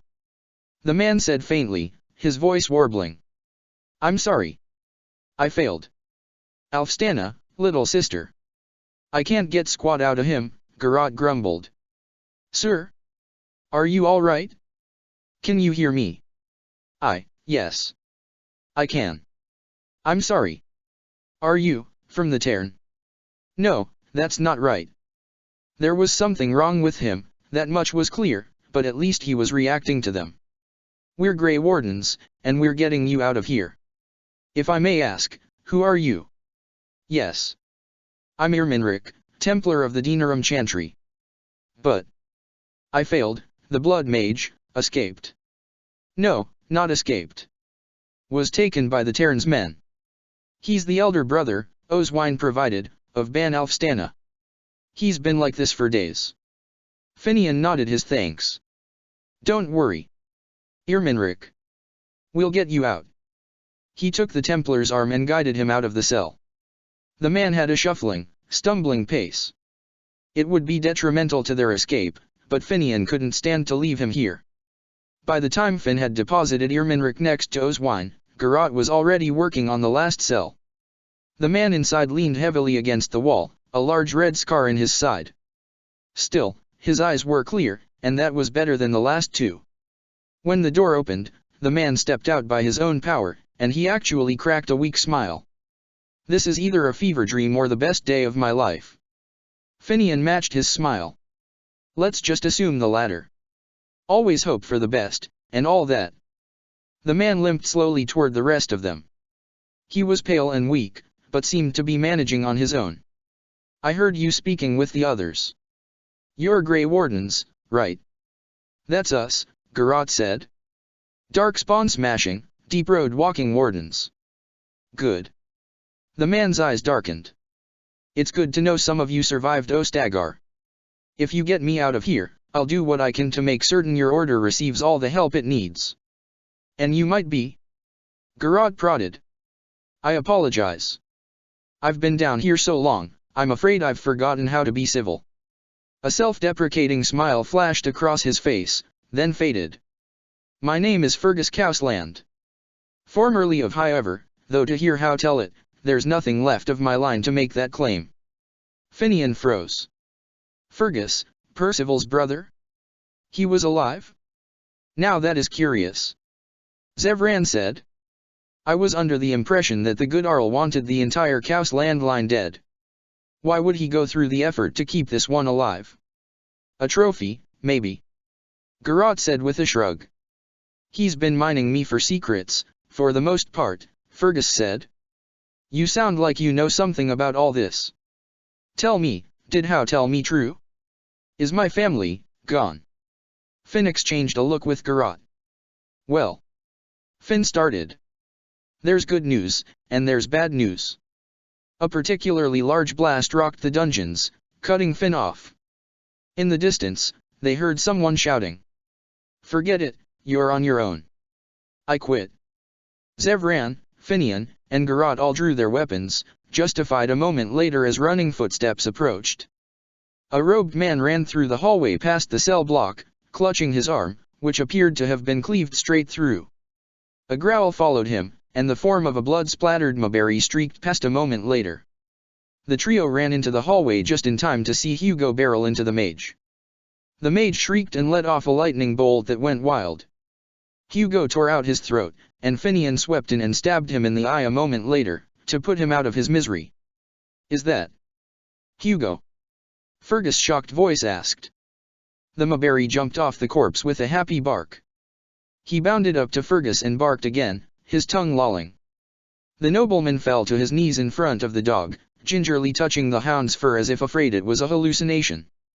A scream echoed down the hallway, and there was another blast that shook the walls. Morrigan appeared a moment later, leaning heavily on her staff and clutching at her side, where a long red gash leaked blood liberally. Behind her were more screams, but she didn't pay them any mind. She limped up to them. There you are. She slumped against the wall beside them, then started digging through her bag. She pulled out a poultice and shoved it into Finian's hands. I've got a cut on my back that I cannot reach. Apply that. Finn rolled his eyes, but nonetheless ducked around her to see her back. What he saw made him pause. There was an angry gash right along the top of her shoulder blades. Any deeper, and it would have gotten her spine. Any higher, and it would have cut off her head. Gingerly, he leaned forward and applied the poultice to the worst of it. Simultaneously, she turned her attention to her side, and a small white glow enveloped her hand as she applied healing magic to the cut there. Apostate. Irminrik said in alarm. Oh please. Morrigan rolled her eyes, but otherwise ignored him. What happened? Finian asked. They take you by surprise. Hardly. She finished her healing spell, though it hadn't done much except slow the bleeding. Morrigan had never been much for healing magic. If you must know, I suspect our fearless leader has somewhat lost the ability to differentiate friend from foe. Horror filled him.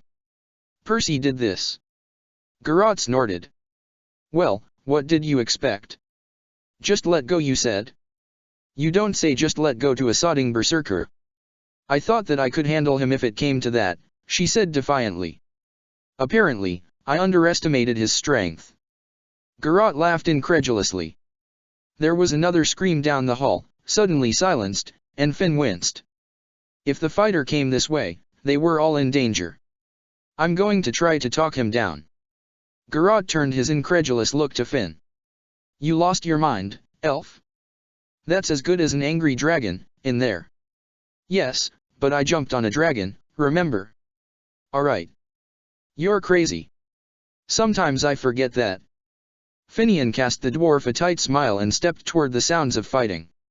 A slender hand closed tight around his shoulder and spun him around, and Zevran caught his eyes grimly.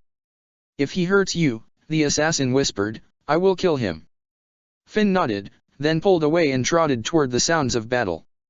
He paused as he rounded the corner. The next room was a mess. There were at least 3 bodies in the room, though it was hard to tell as they had been cleaved into multiple pieces. Splatters of blood decorated the floors and walls. A trail of blood led out a door in the opposite direction, and Finn followed it. Beyond that room was another corridor, where 2 more guard bodies were strewn around, blood and innards scattered across the hallway. Their killer had not been content to cut them and let them die. He'd chopped them into pieces, torn them apart, and had cut them open again and again and again. And then, at the end of that hallway, he came upon Hao's body, only identifiable by the amaranthine shield still attached to his arm, laying 2 feet away. Hao was a pile of gore. He had been sliced apart in so many places that his innards pooled around him, the cuts tearing through cloth and metal alike. His face had been smashed in, the eyes cut out and nose left a shattered mushy mess. Percy had done this? A darker part of him, the one that got a thrill out of manipulating and argued about ends justifying means, crowed in approval. This here had been the man who had sold a third of the alienage into slavery, where they even now were being parsed out in Tevinter. Even if Finian couldn't go after the slavers with a blight going on, he could at least revel in vengeance enacted upon the man who had started it. It was shameful, how happy the sight of how utterly broken made him. Then again, this was also the man who had hired Zevran, and didn't that warrant a modicum of gratitude, enough to offer him a clean death? Instead of this? The sounds of fighting had ceased, and now the dungeon was dominated by a heavy silence. The old Dalish ruin hadn't been this eerie. Finn steadied himself and rounded the corner into the next room, a guard office of some sort. There was a table, and a row of cupboards, and more bodies strewn across the floor. Percy, the only thing still moving, stood in the middle of the room, as coated in blood as the floors around him. He panted with exertion, his great sword held out in one hand, as if waiting for another target to show itself. His head was down as Finn walked in. He tried to approach quietly, which, being a rogue and an elf, was pretty damn quiet, but something about Percy's current state must have made him hyper-aware, because his head abruptly snapped up. Finian froze, affixed by mad, rage-filled eyes. No recognition, just unbridled hatred. The berserker sprang into motion much more swiftly than a big man like him should have been able to, and Finian skittered back just to keep his head. He ducked in time to avoid a sweep of that blood-coated sword, and felt the wind of it through the hair at the top of his head. Percy! He gasped, skittering to the side, dodging another deadly slice. Percy, it's me. Percival lunged with a guttural growl, stabbing for his midriff. Finian dodged back and slid under the table. He hopped up on the other side, putting it between them. Percival. Remember Ostagar? The Grey Wardens. That massive sword came down on the tabletop, and the wood buckled and snapped in two. The berserker jumped over the broken halves and swiped at him again. Finian ducked and rolled around behind the noble. This was bad. Words wouldn't work if they couldn't get through. He needed to wake Percy up, but how? Percy spun and stabbed at the ground as Finn rolled, and the elf felt the blade slice apart the leather at his side. Too close. He kicked upward, knocking the sword up and away, then flipped back up onto his feet. He needed to get away from that sword. He couldn't do anything if he was concentrating on staying alive. Percival was quick to recover, shifting his grip with a growl and leaping at him again. This time, Finn stepped into the lunge. The sword sailed harmlessly behind his head, and Finian ducked under the swinging arm to get behind the swordsman. He grabbed Percival's arm and used it to swing up onto the human's back. Percival made an angry animal sound and bucked, but Finn got a good grip. He wrapped his arms around the man's shoulders, and his legs tight around his waist. The human thrashed and swung his sword around, trying to hit him, but he couldn't get the right angle. Good. As long as the rage-maddened man didn't realize he could just switch his grip and stab backwards, he'd be alright. Finian got his arms tight around the human's throat, then, he squeezed. This made the berserker even angrier, and he roared in rage. He thrashed and spun and spat, but Finian just kept tightening his grip, slowly choking him. He could only hope that this would break Percy out of it. If not, what would happen if he did permanent damage? Could he choke the man to death? No, he shouldn't think of that now. Just keep squeezing. The human's struggles were weakening. It probably didn't hurt that he was probably utterly exhausted under the rage. Dismembering a half-dozen people had to be pretty taxing. Percival dropped his sword and stumbled back, slamming Finn back into a wall. It knocked the breath out of him, but he held strong. Percival coughed, his entire form trembling. He slammed Finian back again, but it was weaker this time. Then, Percival's legs buckled, and both of them sprawled onto the floor. Finian rolled away, grabbing up the human's sword. It was a bit too heavy for him, as well as slippery with blood, but Finn didn't mean to use it, he just didn't want Percy to have it. Not until the crazy had left his friend's eyes anyway. Percival was on his hands and knees, coughing and gasping. One hand reached up to rub his throat, and his coughing slowly subsided. Finian watched carefully, ready for the human to lunge at him. He cradled the great sword, not sure what he'd do if Percy went for it. But then, when Percy lifted his head, his eyes were clear. Confused, dazed, but clear. "Welcome back," Finian said, forcing a light smile onto his features. Best not let the human know just how disturbed he was by this whole business. "Finn." Percy's voice was rough, and he coughed again. "What?" His voice trailed off as he sat up and looked around. His eyes widened. "Did I do this? On the plus side, how's dead?" "Very, very dead." Percy breathed out harshly, then pushed himself to his feet. Finn relaxed with him and held out the man's sword. The human made a face at the state of the blade, but sheathed it. "Did I hurt anyone?" "Just knocked Morrigan around a bit." The human's eyes shot to his, wide with panic. "Don't worry. She was more miffed about it than actually hurt." He sighed. "Thank the Maker." He headed out of the room, pausing over what was left of Arlhau's body. He started at it blankly, one hand moving up to rub at his chest. If he's dead, why does it still burn? Finn just laid a hand on Percival's shoulder and gently pulled him away from the sight. They couldn't let him dwell. If he did, he'd just fall back into the funk he'd been in when they'd first been recruited. Garot's laugh from the other end of the hallway was a nice distraction, as the others dared to venture into the mess. "Sodding stone, Captain. Remind me never to piss you off." "Very funny, Garot," Percival sighed. He glanced up, and Finn knew the moment he spotted Fergus, because he froze like someone had cast an ice spell on him. "Percy," Fergus said, his voice shaking. "Is that really you, little brother?" Percival didn't seem capable of responding. Even as Fergus swept up to him and embraced him, Percival stared blankly ahead, frozen in shock. Finian caught his eye and mimed hugging, and Percival haltingly brought his hands up to his brother's shoulders, but his eyes showed he still wasn't processing it. "I can't believe it," Fergus whispered, pulling away. Tears glistened in his eyes. "How told me you were dead, but here you are." "Fergus." Percy croaked. "You're alive? How are you alive?" "How? His assassins caught me out on patrol at Ostagar. They brought me back here." Percival just stared. Fergus' face fell. "Little brother, are you all right?" "I keep expecting you to change into a demon." Percival looked around. "This doesn't look like the Fade, but..." "It ain't," Garot said. "This is the real deal." Percy glanced down at Hugo, at Fergus's feet, and there was some silent communication between them. Hugo barked, and Percival nodded, some of the heaviness leaving his expression. Still, the blond man stepped back. "Fergus, I'm not the same person I was dash. I think I understand."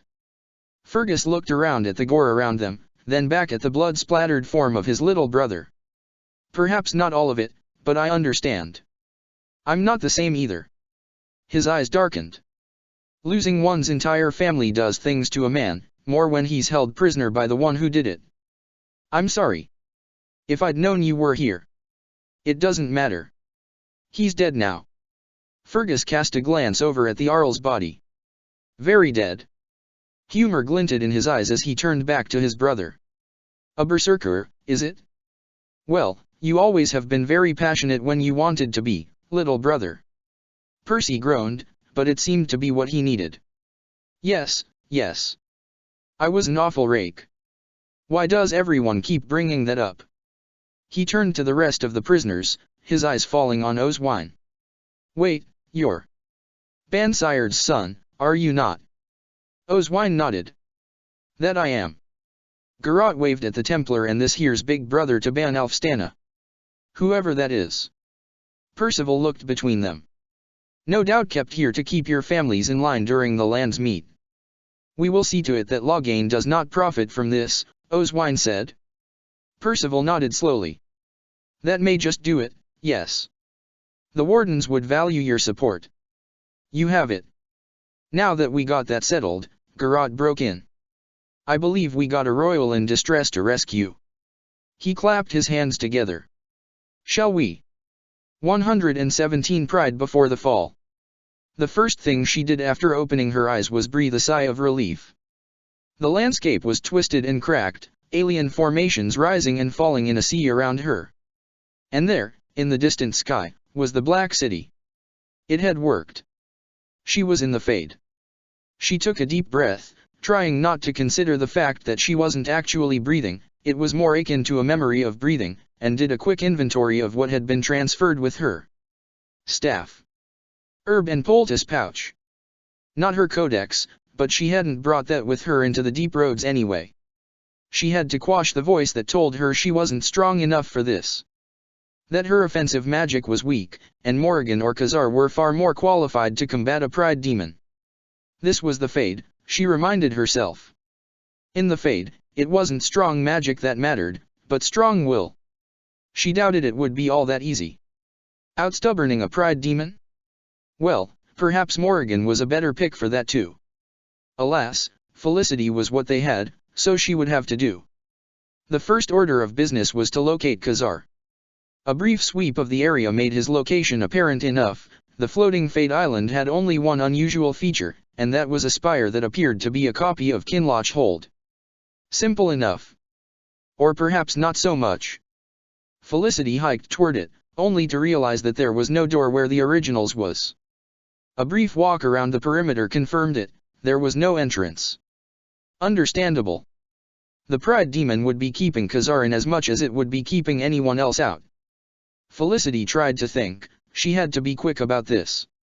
Every moment she spent in here was a moment the Pride Demon could wake up and begin tearing apart her companions in the real world. And with Alistair down and Felicity herself otherwise occupied, well, it did not bode well for any of them.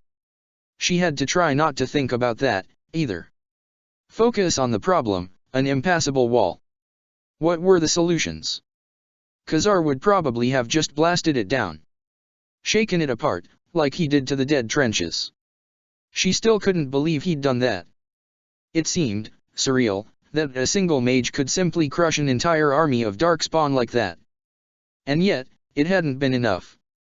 The archdemon had somehow survived having an entire cave crashing down upon it, and was loose once again. If it could survive that, how could they hope to defeat it? That was another thing she must set aside for the moment. Concentrate on the task at hand. So, regarding the wall. Khazar would break it down, but Felicity did not see the benefit of that. Khazar was undoubtedly inside the tower, and upsetting the structure would only tumble it, hurting the mage in the process. Assuming physics worked here in the Fade the same way IIT did in the real world, anyway. Perhaps it was scalable? Except that she couldn't see any windows either. The face of the tower was perfectly smooth. If not above or through, what about under? Did this impenetrable wall extend underground? Then again, she doubted she'd find a convenient hole in the masonry large enough for a human to slip through. Unless she needn't be as large as a human. This was the Fade, after all. An idea took hold, and Felicity scanned the base of the tower. There, A small mound of dirt, upset by whatever fade critter had dug it. Did it lead inside? She saw no other outlet nearby. Morrigan had never buckled down and taught her shape-shifting, but she understood the theory well enough from the woman's descriptions of it. One merely had to use one's magic to shape oneself, rather than the world around oneself. She made an attempt, trying to use her magic to shrink her size, to change her anatomy. She could see clearly in her mind the array of bones of the creature she sought. In the end, all she had to show for her attempts was a tingling sensation in her skin. She took another breath to steady herself. She was overthinking this. How had Morrigan described it? When she studied a creature, she wasn't looking for the way its thigh bone connected to its pelvis or its species indicators. She was looking at the way it moved. The jerk of its head when a predator was nearby. Its mental acuity. Its essence.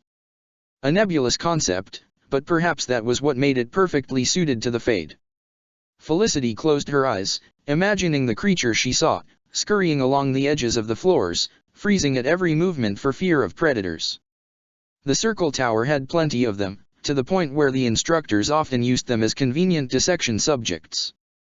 Their tower's Mauser had been fattened by their overabundance, until the cat had turned into a demon, anyway.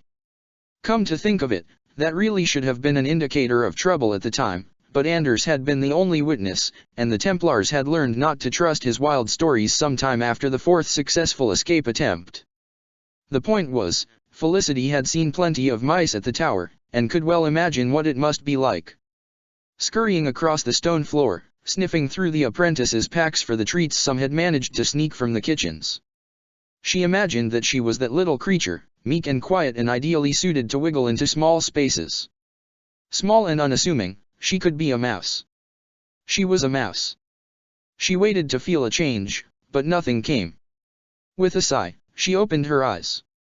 Only to see that the world around her had multiplied in size. She checked herself over, finding herself suitably furred and murine. She squeaked in surprise, literally squeaked. She lowered herself to all fours and took a couple stumbling steps before figuring out the mechanism of four-legged travel. It was strange, yet intensely fascinating. When next she saw Morrigan, her questions about shape-shifting would be far more educated. Filing that away for later, she set about finding the hole and slipping inside. It was indeed some sort of tunnel, a path burrowing into the Fade earth varying from just barely wide enough for her to pass to positively cavernous. Its slope leveled out for a length, then angled upward again. She came out into darkness, only aware that the tunnel had ended because she was climbing down another small hillock like the one around the first hole. She had no way of knowing where she was, nor how big the apparent room she was in was. The ground was packed earth underneath her claws. Darkness was all around her, but sight wasn't the only sense a mouse had. She became aware of sounds, soft and distant as if heard through water. There were leaves rustling, and animal noises, and voices speaking in a language that Felicity couldn't place. Her nose picked up scents, wild dampness, fur, herbs. One of the distant voices started to sing, and Felicity realized what language it was. Elvish. This was a memory, it had to be. But was it from Khazar's time recruiting the Dalish for the Blight, or was it something else? Felicity moved forward. It was all she could do. Eventually, she ran into a wall, and followed it up a long, earthen corridor. As she rose up, the sounds around her changed. They grew more frantic, the song changing to shouts, then screaming. Battle overlaid the forest sounds, clanging armor, and thrumming of many bowstrings. Burning wood. Somewhere, a small child was crying. She hurried on, not wanting to hear this. She could sense a shift in the air up ahead, the familiar stuffy books and slight burning scent of the tower. She followed the smell to a heavy metal door. Light spilled out from underneath it, and it only took her a moment to squeeze under it. She emerged in a familiar hall. Or at least, it was a very similar facsimile to the first floor of the Circle Tower. Apparently, Felicity had just come up through the basement, and she had a feeling the door she'd just bypassed was as locked as the basement door at the tower had always been. Curious. Shadows milled around her, faceless entities wearing mage robes and Templar armor alike. Whether they were memory constructs or demons given form, she couldn't say. She deemed it wise to remain in her mouse form for the moment. If she were Khazar's subconscious, where would she be? Perhaps his room? Except he had been barely harrowed when Duncan had recruited them, so he hadn't really had time to grow attached to his new quarters.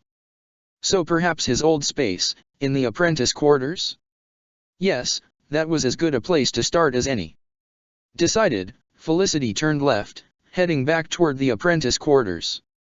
She hadn't really cared much about Khazar during her tenure there, other than an occasional ire or annoyance that came with so many young people packed into such a small space, so didn't know for certain which bed was his. However, a quick peek through the open doorway of the far dormitory made it quite apparent. There was a young boy sitting on one of the beds in the far corner. Dainty, blonde hair, and elven, it was clearly Khazar, except for the fact that he couldn't have been older than 6, and his head was tilted down with shoulders slumped. Felicity patted around for a better view, fascinated despite herself. She barely recalled when Khazar had been that young. She'd been brought new to the tower herself at 11 years old, but the little elf had already been a fixture, lurking in corners and taking an inordinate amount of adult attention, merely because he was young and prone to fits of pouting and tantrums in turn. Except there had been one thing that everyone knew could calm the little boy down, and here it was now. A figure appeared, taking form from a wispy shadow into the shape of a dark preteen boy with a nervous smile. Jowan. The elf looked up, startled by his approach. He stared up at the human with wide gray eyes, freezing like a deer in the sights of a hunter. He was afraid, Felicity realized. Of Jowan? Why would anyone be afraid of Jowan?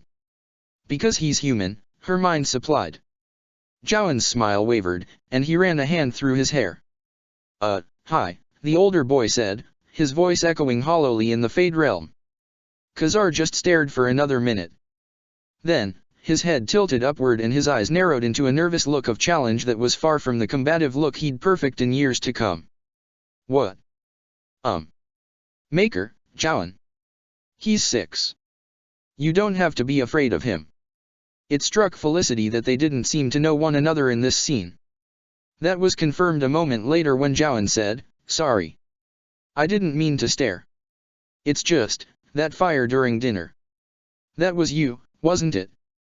I didn't do it. You can't prove it." Jowan shook his head. "I'm not going to tell. It's just, it was funny. Surprise. Guarded surprise, as if he'd never been reached out to like this before, and wasn't entirely sure what was going on. It was right on the night captain's skirts. Yeah, that was funny. He was being mean. I don't like it when he tells me what to do. No one does." They were all just too afraid to laugh. A slow smile cracked over the boy's face, tentative and uncertain, as if he didn't smile much. Yeah. He sat up straighter. Yeah. It was funny. He smiled up at Jowan, and Jowan smiled back. Then, the scene dissolved, both boys disappearing into the mist. Felicity stared in shock. If that wasn't Khazar, then what was the point of replaying the memory? No further visions were forthcoming, so she turned and scurried back out of the dormitory, avoiding the boots of a Dream Templar on her way out. She took a quick detour to the front hall, just to make sure, no door. There was no front door. She turned and headed in the only direction left to her, deeper into the tower. She supposed it had been too much to hope that the real Khazar would be so easy to find. She hugged the corridor wall until she hit the library, where ghostly mages shuffled to and fro. There, she heard voices, and the sound of spell casting. She recognized Enchanter Sweeney's crackling voice and sped up. She scurried to the last row of shelves, which had an area cleared for practical classes. Sure enough, a familiar scene played out in front of her. The senior enchanter stood in the middle of the class, facing off against a 9-year-old Khazar. As Felicity came upon the scene, Khazar coiled up and unleashed a torrent of lightning against the elderly mage, who built an anti-magic field around himself. Lined up along the walls to watch were a number of other apprentices, all older than he was. Jowan was easy to spot, watching his friend with mixed awe and amusement. Amusement, especially, when the lightning bounced off the shield and struck at the stacks around them, though most of the other apprentices ducked with the fast reflexes of habit. And there, because Felicity was looking for it, she spotted her teenaged self. Her counterpart watched the pair with arms crossed, even as paper flew everywhere around them and some of the other apprentices chuckled. Sweeney dusted himself off and quelled the sparks on the shelves with a wave of his hand, generating frost to snuff it. "Yes, well," the senior enchanter said. "That was a bit more enthusiastic than I was expecting, but you get the point." He turned a look to the young elf. "In the future, young man, I'm sure the Templars would appreciate it if you didn't try to burn the tower down." Khazar's arms went across his chest, his pointed chin rising. "They're stupid for not making the mage tower fireproof." The apprentices sniggered, except Felicity's counterpart. Her teenaged self only pursed her lips in disapproval. Maker, had she always been so serious? "Yes, well," Sweeney said, "best not to say that in front of any of them." Even so, Sweeney turned to the rest of the apprentices. "You see what I mean? It's all in the form. Young Khazar here is quite excellent at elemental spells. You would all do well to emulate him in the future." Khazar practically glowed, his petite body puffing up. Felicity remembered this, and a glance at her own form made her own feeling at the time painfully clear. She was glaring in thinly veiled envy. Maker, no wonder Khazar thought her insufferable. If this was how she remembered herself, she'd be forced to agree. Sweeney continued talking after that, but the voice and vision dissipated into nothing, the important part apparently done. Pride, Felicity realized. First, Jowan approaching him because he was impressed by a prank, then showing off in front of the other apprentices. The fate is dwelling on memories of pride. It made sense, how better to keep the pride demon strong. If this was pride, she had a feeling she knew where another of the visions would be. Maybe even the real Khazar? She headed out of the library and up the stairs, to the second floor. She made a beeline through the storeroom and headed toward the first enchanter's office. Sure enough, there was another vision waiting for her there. This Khazar was a bit older than the previous, perhaps 10. He stood in front of Irving's desk, while the first enchanter engaged in a heated, whispered discussion with some of the other older members of the tower, including a rather irate Wynne and a far more irate Knight Commander Grigor. The discussion finished, and Grigor turned a nasty look at Khazar, who just stared back defiantly. "One wrong move, elf," the Templar hissed menacingly, and stalked out. The other mages filtered out with him, leaving just Khazar and Irving. The first enchanter settled into his desk, running his hand through his beard. "Well, that was certainly bracing." "It's not my fault," Khazar blurted. "He started it. You nearly paralyzed him, young man. He kept pushing me down. I pushed back. With magic. It was just a little zap. Not my fault a Templar can't handle a little lightning. Just means he's a bad Templar." A smile played on Irving's lips for just a moment, but then he schooled his face to stern disapproval. "Alas, it isn't that simple. My boy. Even if we can use magic to exact revenge, that does not mean we should." "Why not? He's way bigger than me. Magic works." "That it does. It also scares a good many people, merely for its existence. So I shouldn't use magic, just because it scares people. Not to bully others, no. But that's not fair."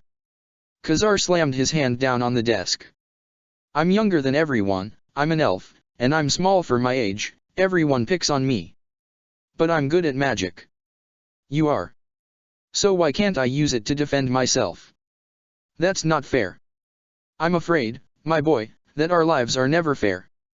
Khazar pounded his fist against the desk again, this time in defeat. "You are a very talented young man, Khazar." The words seemed to soothe the elf. "I'd go as far to say that you are the most talented mage of your generation." The elf's head snapped up. "But, alas, that intimidates many people. It is for that very reason that you must keep control of yourself."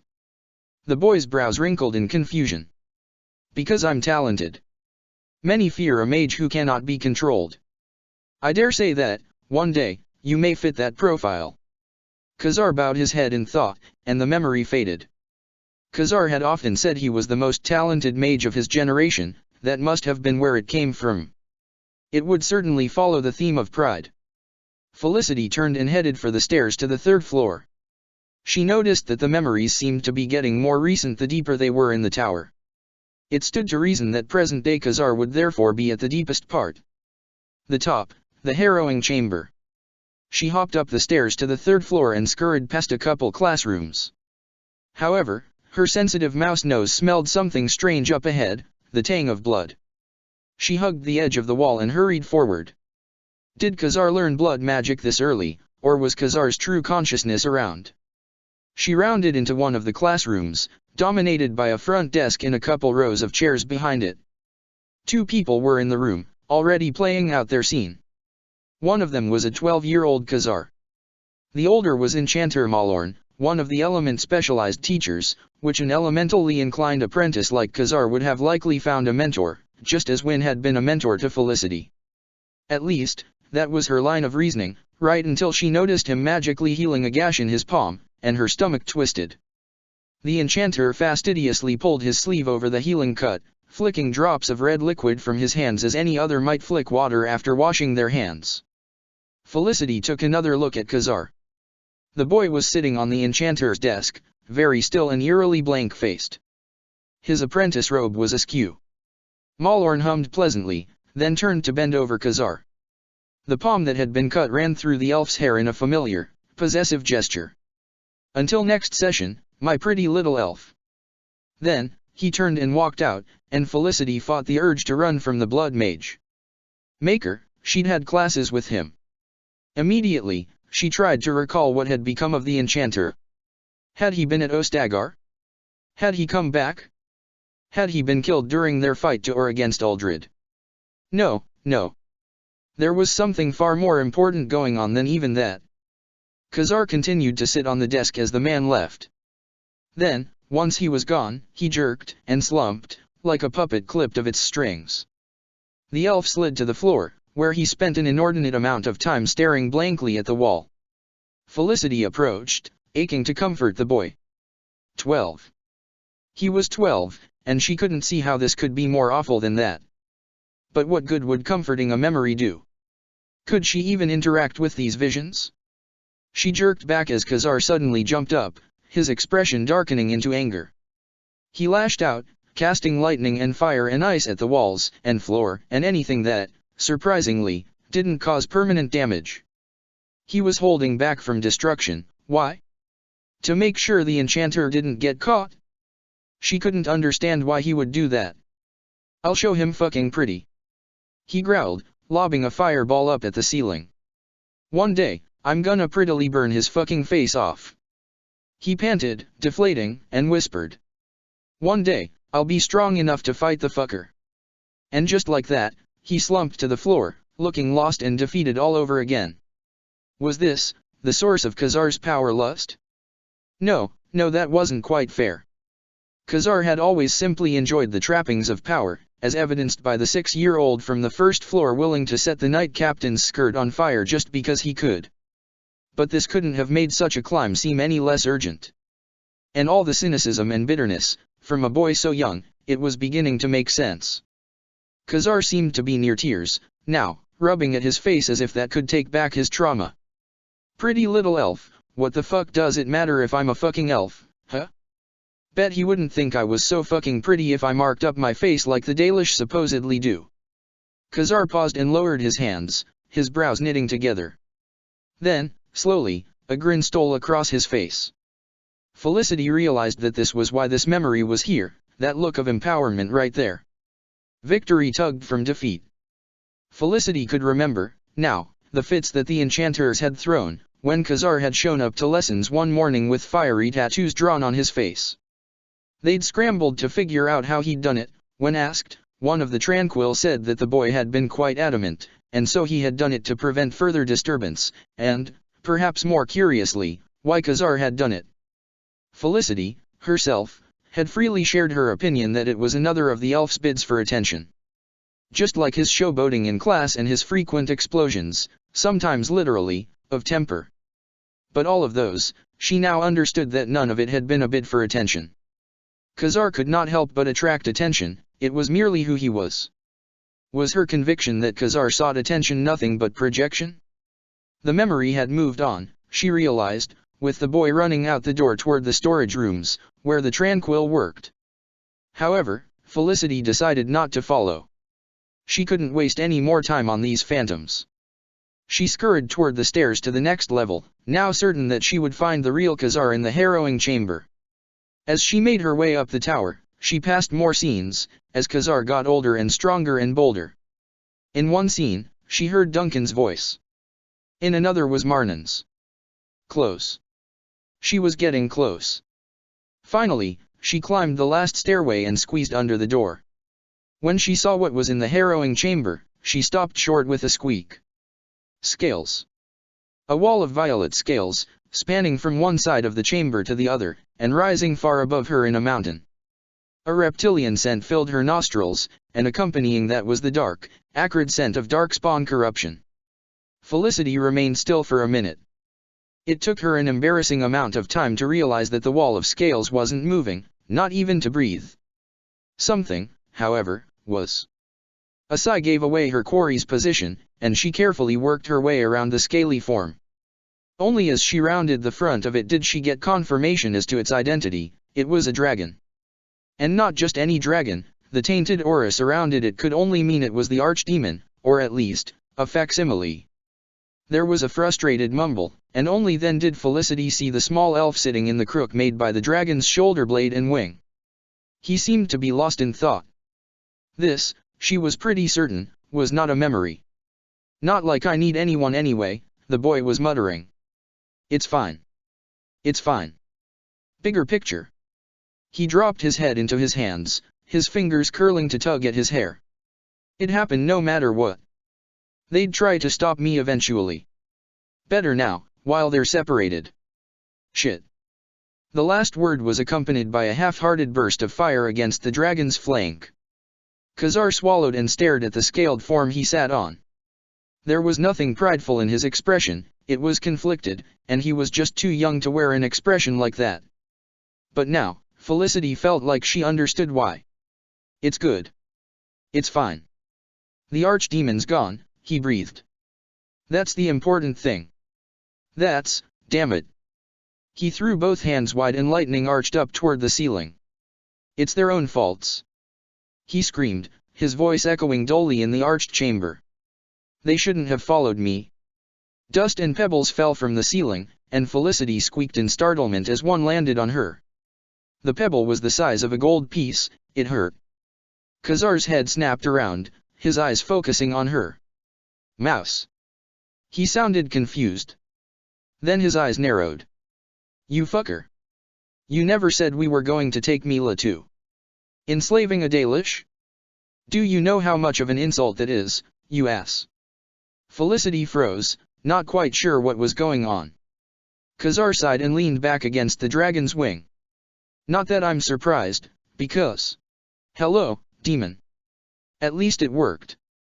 At least it was worth it. Khazar tapped a finger against the scales and frowned.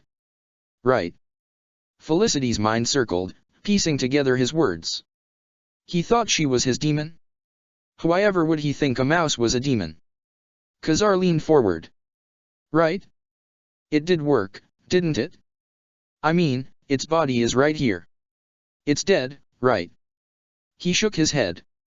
Of course it's dead. His hand scratched along the violet scales. We killed it. It was worth it. He'd sold his soul to kill the archdemon? That was the reason? Oh, Khazar. Apparently, that thought was too much Felicity and not enough mouse, because the world abruptly sprang back to its normal size, or rather, she did. Khazar's eyes snapped wide. You're not. Then, they narrowed. What the fuck, Felicity? What are you doing here? Get out. She swallowed, not able to defend the fact that she was pretty blatantly violating a very private moment. Khazar, I'm here to help you. The fuck you are. Out. Khazar raised his arm and sent a fireball at her, but she cast an elemental shield and stood her ground. She took a step toward him, and he sent another spell at her. It, too, was absorbed by her shield. This, she knew. This, she could do. Khazar scrambled to his feet, balanced precariously on the dragon's back. You know it all, Interfering bitch. He punctuated the words with another volley of slung spells. She kept her shield strong, but he kept trying. What gives you the right? What is it that goes through your fat head that makes you think you know it all what's best, for anyone, huh? She had reached the dragon's side, standing just below the enraged elf. I don't, she admitted, and that did make him pause, startled. There's a lot I don't know, the more I learn, the more I realize that. Especially about you. The boy scoffed, but he'd stopped shooting spells at her, so that was an improvement. Going to ask me why I did it, are you? Go on, ask. You're dying to know. She shook her head. I wouldn't understand it. It may be that there's no way I could. But I'm not going to let go, Khazar. I'm not going to let you do this to yourself. I won't be coddled just to soothe your guilt, he sneered. Not guilt, she said, then paused as he rolled his eyes. Okay, a little guilt. But not for what you think. Oh, please. I'm sorry, okay? That I never gave you, or anyone else I didn't understand, a chance. I'm sorry I was so quick to judge. His sneer settled into a frown. And most of all, I'm sorry that I was too jealous of you to see how much you were actually hurting. You were jealous. She attempted a wry smile. You were the most talented mage of our generation, right? As far as I could tell, everything came so easily to you. He didn't even preen about that, and that told her how much he'd changed. After a thoughtful moment, he said, it didn't. Well, I know that now. A dry chuckle escaped him. Growing up in the Circle Tower sucked. It did. I missed my family so much sometimes that the only thing I can do is bury myself in facts and theories. Khazar was still for a moment. Where did you grow up? She was so startled by the question that she almost forgot to answer. The Free Marches. I had a little sister, and 2 dogs, and a gambling second uncle who kept writing us to send him money. A small smile stole across his face. Dogs, huh? Must be why you like Alistair. It may be at that. She paused, looked over at the dragon. Since Khazar was reaching out to her. I met a spirit of my own once. Khazar blinked. What? In the Fade. When I was 11. My powers had barely manifested, not even strong enough to alert my parents, much less the Templars. I couldn't do much more than make a spark of light if I really concentrated. But at night I explored the Fade. And you met something. Lucky for me, a benevolent something. A spirit of curiosity. A spritely little thing, all light and fluttering. We would sit for hours, asking one another questions about each other's worlds. Once, she asked me if she could ride with me, to experience the mortal realm. She swallowed, looking up at Khazar meaningfully. He looked rapt. I said yes. Khazar sat down hard. You became an abomination.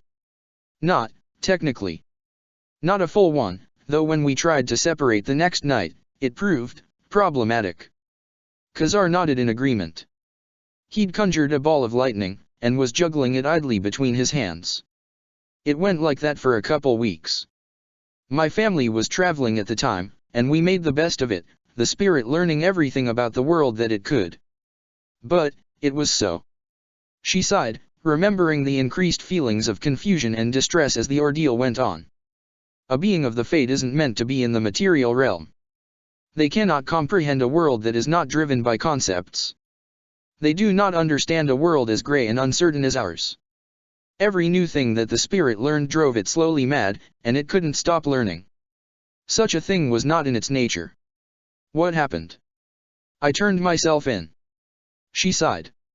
We were in Amaranthin, and I walked to the chantry and told a Templar that I was a mage, and I needed him to smite me. And he did, and that finally broke the spirit's grip on me. It went screaming back to the Fade. A couple hours later, I'd been bundled onto a carriage heading for Kinloch Hold. Did you ever hear from it again? She shook her head. I've never looked, and it never sought me out. The whole experience hurt too much. Khazar flipped the ball of lightning he was toying with around his hand a couple times. I can't believe you've been possessed before. I can't believe you turned yourself in. He wrinkled his nose down at her, indicating just how stupid he thought that was. She shrugged. What could I do? It was that or hurt the spirit further. He rolled his eyes and dispelled the ball. Even when you were 11, I bet you were insufferable. She smiled. I don't think anyone is very sufferable at that age. Just say it. I was a whiny little brat 100 times worse. Since when are you diplomatic? Since I realized that my previous assessments of you were likely erroneous and unfair. I'm an elf mage. Nothing about my life is fair. He paused, staring at her. Then, abruptly, he stood. You have to get out. I'm not leaving without you. I said that before, and I meant it. And I mean this. If Mouse finds you here, I'm not afraid of him. You do realize I'm talking about my pride demon, right? Giant, spiky? One of the most powerful kinds of demons in the Fade. I'm not leaving without you. He stared at her through narrowed eyes.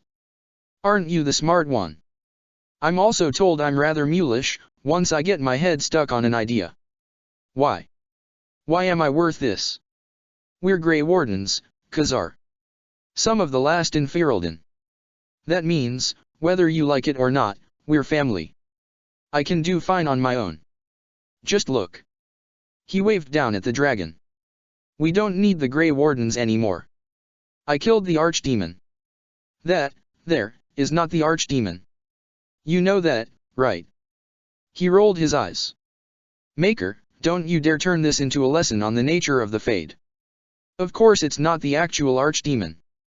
The singing of the taint was getting more noticeable, now that she concentrated on it. It's a representation of your current pride. But the thing is, it's not actually warranted. Don't you remember? His eyes narrowed. What are you talking about? If you're trying to say something, just spit it out. Just listen to what the taint is telling you, Khazar. What are you? For the love of all things holy, Khazar. Just shut up and listen. Khazar glared for a moment, but then, surprisingly, did as told. He closed his eyes with a sigh and an eye roll. She could tell when he noticed it. His brow furrowed. The song. It's still there. The Archdemon survived, Khazar. It woke up while you were fighting Alistair. How is that even possible? I imagine your memories must have blacked out once the dash. Well duh, I'm not stupid. Khazar's eyes snapped open, and there was fear in them. That, in turn, frightened Felicity. Khazar didn't do fear. I mean, I pulled a mountain down on this thing, and it's still alive? How is that possible? As if in answer to his fear, the beast he was sitting on stirred. Felicity stepped back as the violet dragon twitched to life. Khazar, it seemed, could only cling to one of its wings as it rolled onto its stomach and huffed a breath. Felicity. The fear had leached into his voice. His wide eyes snapped up to hers. Get out now. It's just an illusion. If you just concentrate. No, it's not. The dragon's aura was turning less tainted and more demonic. It's not an illusion, Felicity. The dragon's head rose and its eyes opened, glowing red. It's Mouse. The dragon lunged at her, trapping her in its front talons before she could escape. The beast's head was easily large enough to swallow her whole, but that wasn't the real danger as it loomed over her. The danger was in its eyes, which peered into her soul. She could hear whispers, promises of power and glory and knowledge beyond her wildest dreams. She could be a queen, a magister, a commander of armies. She could know everything. Save everyone. Each whisper was more enticing than the last. Willpower. Her weapon was willpower, and she wielded it, stubbornly refusing the siren call of the pride demon pinning her to the floor. Very good, mage, the demon purred, its voice rolling across the realm. And yet, what arrogance, to think you can stand against us now. You. It laughed, low and rumbling. You cannot even defend yourself in battle without a suit of armor to hide behind, and you come here, alone? You are proud, but a fool as well. It breathed a puff of acrid smoke around her, and she coughed. No, it wasn't real. She didn't need to breath. So, She stopped. The pride demon laughed again. Such a waste. On any other day, I would enjoy toying with you. But not today. It started to pull its head back. Because you failed, she tested. That made it pause. What?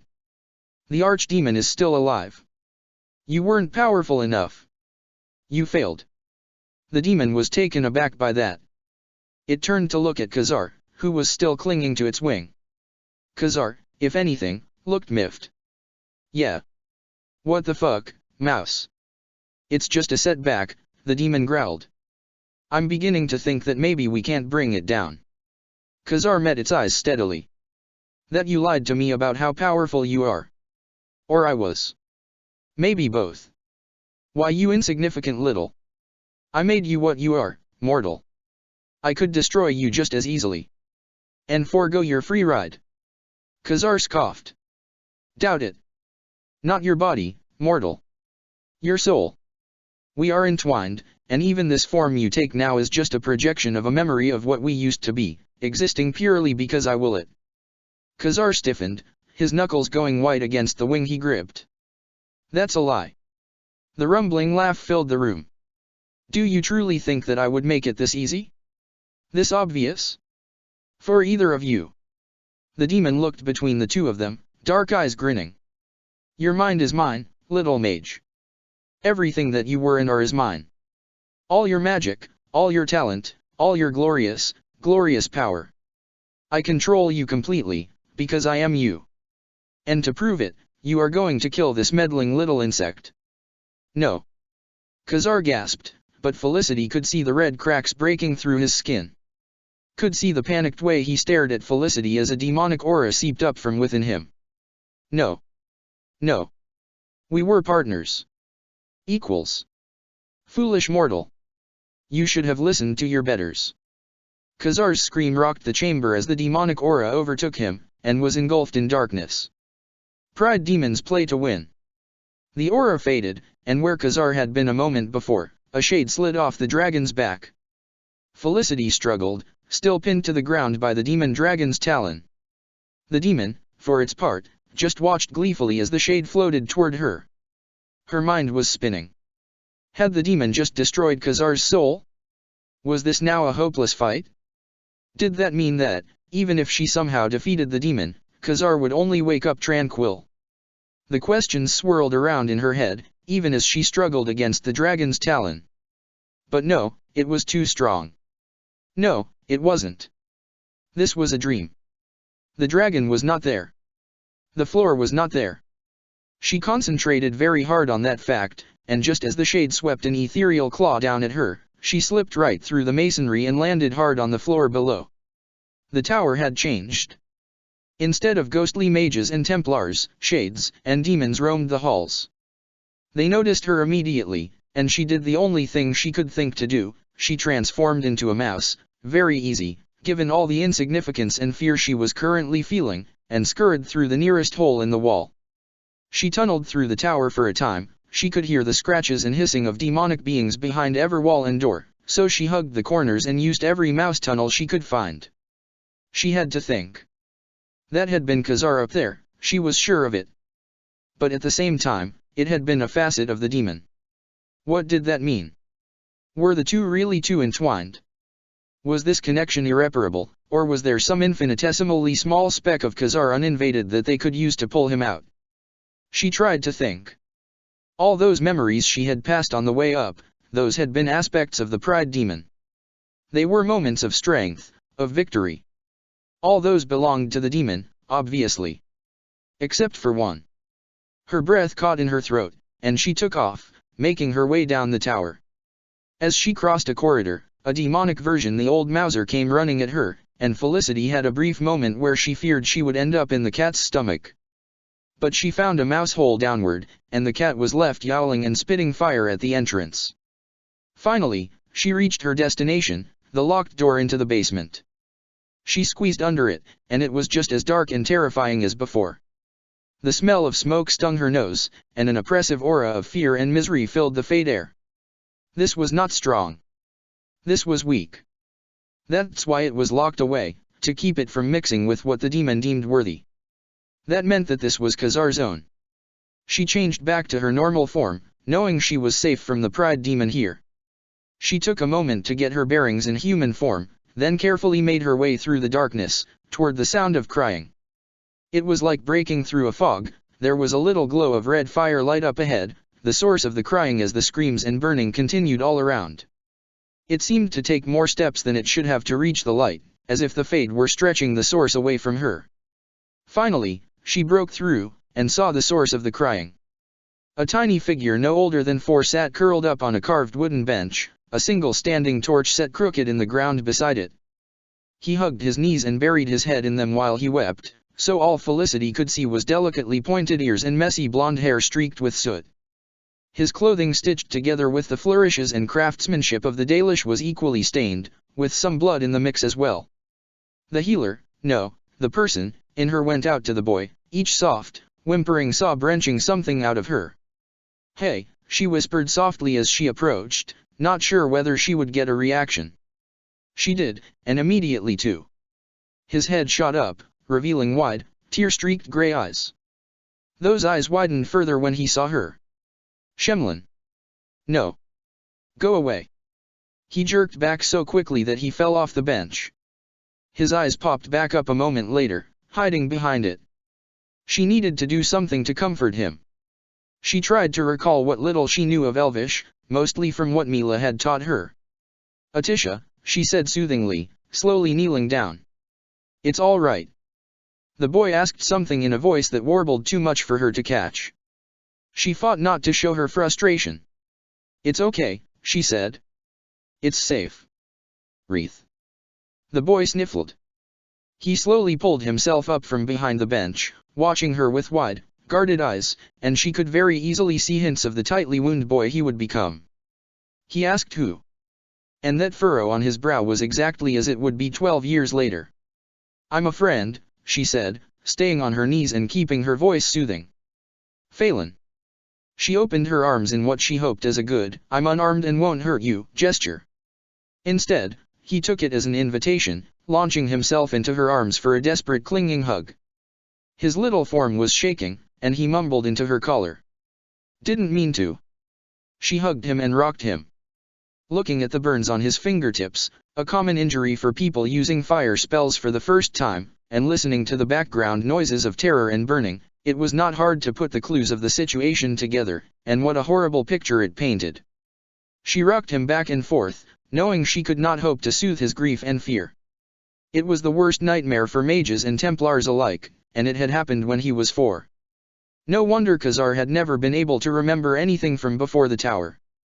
He'd repressed it, and she didn't blame him. She cradled the child as his trembling eased. Carefully, she lifted him up so that he was sitting on her hip. So. She had him. This was one piece of Khazar that the demon hadn't touched. Couldn't touch. "All right," she whispered, her arms already aching from the child's unfamiliar weight. He was clinging tight, though, so she couldn't let go if she wanted to.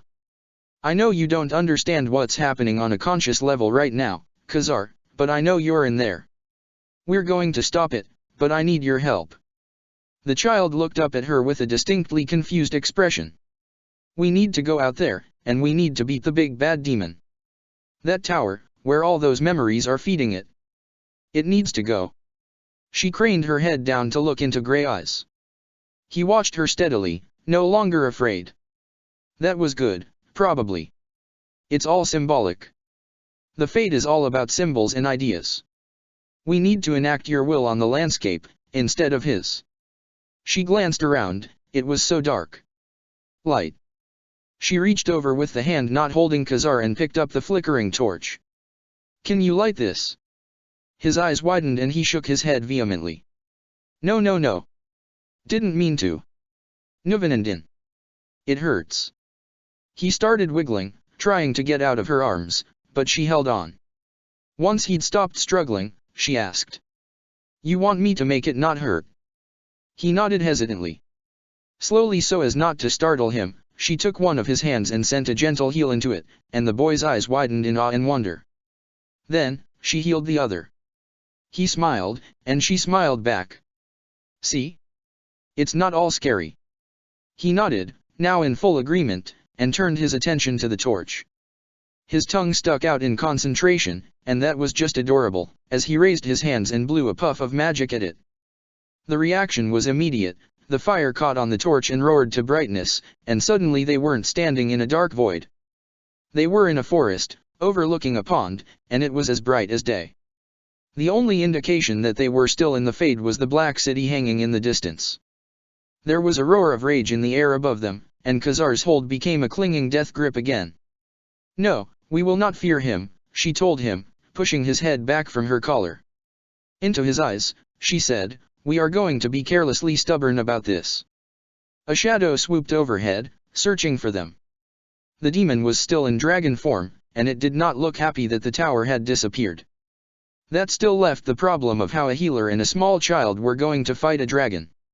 Well, a healer who, in this realm, could shapeshift. An idea took form in her head. Carefully, she set the boy down onto his feet. When he looked up at her questioningly, she smiled and pulled her staff off her back.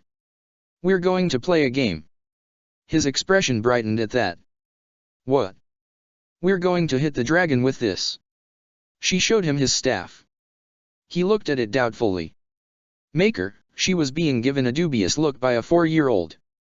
As a means of explanation, she aimed the staff at a nearby tree and shot it with a puff of spirit magic.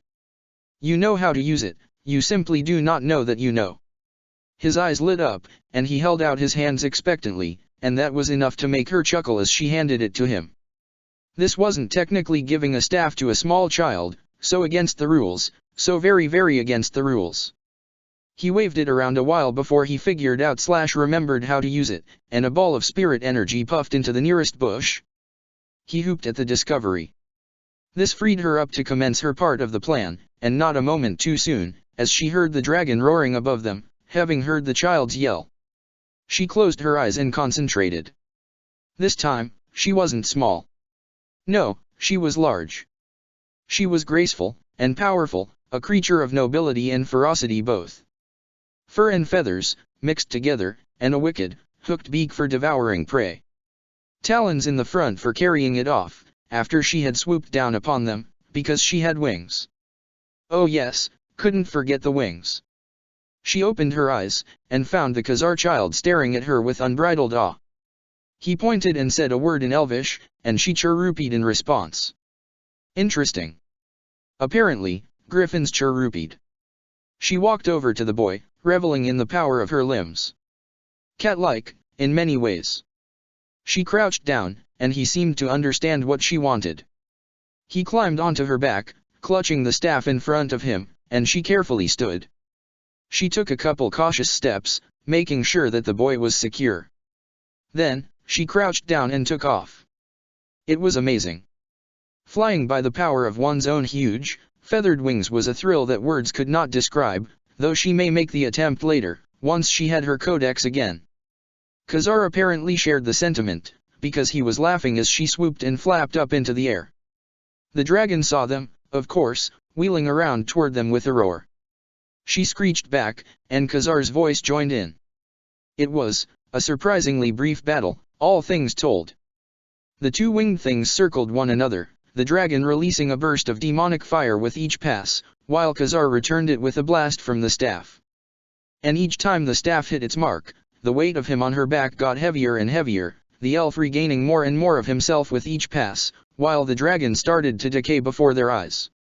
By the last pass, Khazar was 16 again, and now wearing robes that he had never actually owned, shining blue and emblazoned with griffins. A mighty grey warden astride a griffin in flight, battling an archdemon. Symbols. The fade was all about symbols. One final blow from the staff sent the dragon careening to the ground, the scales and flesh bursting off of it to reveal the diminished demon within.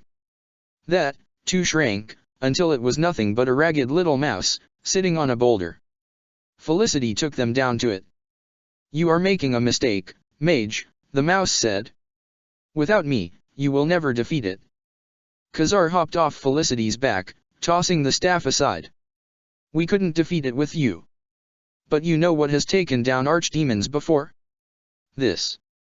He motioned between himself and her. Grey Wardens. Plural. I'm pretty sure that's the point. You are throwing away all that power? No one would ever be able to oppose you again. No, they wouldn't be able to oppose you. I'm nothing but some dumb puppet. You made that pretty clear. You simply don't understand the intricacies of it. You will be Mouse. Khazar held a hand up to the sky. Shut up. Thunder cracked overhead, and a bolt of lightning blasted out of the clear sky, striking the diminutive demon directly. It shrieked and crackled into silence, but Khazar held the spell for a good 20 seconds before letting it drop. By the time Khazar turned away from the lump of ash where his demon had been, the Fate Island was beginning to shake and fracture around them.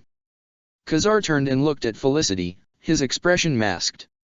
Then, as their souls started to be tugged out of the Fade, a small smile cracked the elf's mouth. She chirrupied, and the world disappeared around them. 118 Ser Cothrine's timely intervention. Really, it had been going far too well anyway. They had successfully infiltrated the estate, found a fellow warden that no one knew was missing, freed a few politically beneficial prisoners, killed a man who could have given Antivan politicians a run for their heavily extorted money, and sprung the wayward queen from her room. By the warden's standards, it was all suspiciously successful. For that reason, Zevran wasn't particularly surprised when they stepped into the front hall to see a line of Denerim's finest blocking the door.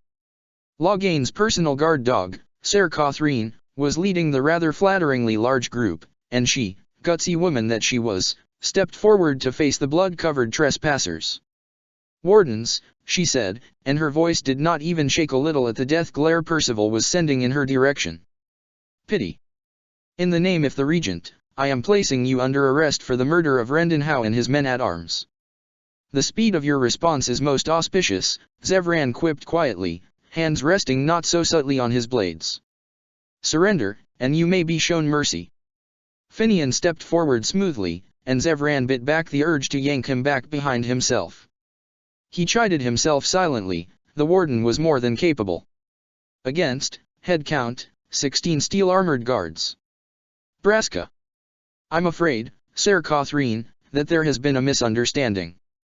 We merely seek to free the Queen from Arlhau's custody." "That is ridiculous," Cothrine spat. "There is no way the king would." The Queen's figure stepped forward, and the knight did a double take to recognize the regal woman under all that armor. Your Majesty." "Praise the Maker you're here," the Queen said, quickly moving to the knight's side, and alarm bells went off in the assassin's head. "These brigands tried to kidnap me." "What?" Percy growled. Finn, however, didn't miss a beat. "Please be reasonable, my queen. I know we are all upset that Arlhau would so betray your father, when he seemed so loyal. But you need no longer protect him." "I think I merely wish to go home," Anara said, not looking at them. Cothrine nodded, motioning her men forward. "There is no need for extreme measures," Finn continued. "Her Majesty is obviously tired, it has certainly been an ordeal." Cothrine's eyes narrowed at Finian. "You would have us believe your word over the Queen's, when you have already killed her husband?" Finian shook his head. "Again, a misunderstanding dash. Enough. We've all heard about your silver tongue, elf, and I won't have it. I only speak steel." She raised an arm to give the attack signal, and the wardens and companions drew their weapons in kind. "I will give you one last chance to surrender." Zevran was ready to spring to Finn's aid, and so clearly saw it when his fellow elf looked over his shoulder, beyond Zevran, and Percival and Morrigan. To the civilians, the noble boys, and the unarmed serving girl, and the poor lyrium-starved Templar. Zevran could see the quicksilver predictions shooting through his lover's mind, recaptured by Loghain, all of them. Erlina perhaps killed outright. No progress in the land's meat if they were captured too. Finally the eyes flickered to Zev's and there was a silent apology, and more. Zevran only had the time to burst out a, "No." Before Finian turned forward and cried, "We surrender." Cothrine paused, and Zevran wanted to take a crossbow to her throat. "Really?" "Yes. No tricks. No honeyed words. We wardens will come with you without a fight, provided it's just the wardens. We're the perpetrators here, after all." Zevran cast a pleading glance over at Percival, praying the man would be as bloodthirsty as he'd been earlier, but the man's hard jaw was set. He dropped his sword. Ahead of them, Finian had sprung his daggers from his wrists and done the same. No. Zevran hissed, throwing caution to the wind, because they were not taking him. Them. It was unacceptable. He made to lunge forward and stay his warden's fool tongue, but two sets of iron grips clamped onto him from either side. On his left was Fergus, and his right, Morrigan. All three of them watched as the two wardens were surrounded in guards and checked over for further weapons. Zevran's heart lurched with every hidden dagger they found on Finian's person, and he wasn't even trying to hide any of them. Maldidacy. Finian had just volunteered for prison. Finian hated cages. Why had Finn done that when Finn hated cages? Zevran's knees grew watery, because they were marching his Finian out the door, and Finian hated cages, and they were going to put him in a cage, and that wouldn't be the end, because Zevran could remember all the crow training about how to withstand torture, and they were going to torture him, Joder, they were going to torture Finian, and that thought made him want to kill everything, because the world was clearly not worth it anymore if it would torture a kind, intelligent, peace-wanting soul. Like Finian. A handful of guards ushered the rest of them perfunctorily out of the estate, eyeing each of them suspiciously in turn. Zevran hadn't been aware of Ser Catherine leaving with the wardens, and jumped a bit as they were shooed outside. That was unlike him, to be so unaware of his surroundings. Then, once they were out on the streets in front of the estate, the guards gave them one last warning glare, then turned and left them to their own devices. "All right, new plan," a rumbling voice sounded from the shadows in the doorway, and Zevran's spine stiffened in sudden anger. "You captured boys, run home, if you got one. The rest of us," he cut off abruptly. Being lifted a foot and shoved up against a wall with Zevran's dagger at one's throat tended to have that effect. "Where were you?" he hissed in Garot's face. "Why didn't you go with them?" Garot arched a brow despite the angry crow in his face, which Zevran would have found admirable in any other situation. "Gonna be easier to break them out from the outside, elf. Do you have any idea? Fort Dricken. Do you have any idea the porqueria that goes on at Fort Dricken? And you let them go." Suddenly, his anger widened, because Garot hadn't been the one holding him back. He spun on the rest of the group. "All of you. You just let them go." Hugo whined anxiously. "You do realize that we would have been slaughtered otherwise?" Oswine pointed out. "Better to be slaughtered than to let them fall into Loghain's hands." Why weren't they as distressed as he was? Didn't they understand? He's going to torture them. 'Twas their decision to foolishly sacrifice themselves like the heroic idiots they are, Morrigan said bitterly. Who are we to throw ourselves upon their paths? Elf, Garot added. He's strong. He'll be all right. Joder. He ran a hand through his hair, and it schemed over that demmed earring, and he thought he might cry, he really might. Which was ridiculous. Crows didn't cry. This was what he'd been trying to avoid, but it had happened anyway.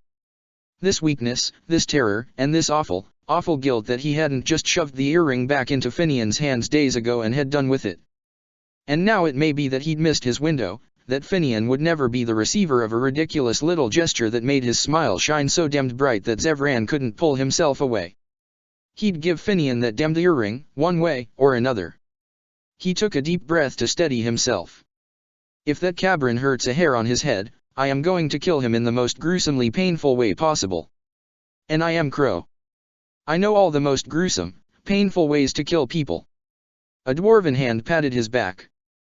That's the spirit. 119, half awake. Khazar jerked awake and upright, and it was like reaching for something that was no longer there, except that you realized you didn't have a hand to reach with anymore, and instead of a hand it was your soul. Kinda. Disoriented, he stared up at the big, shiny thing looming over him. It was making noises at him.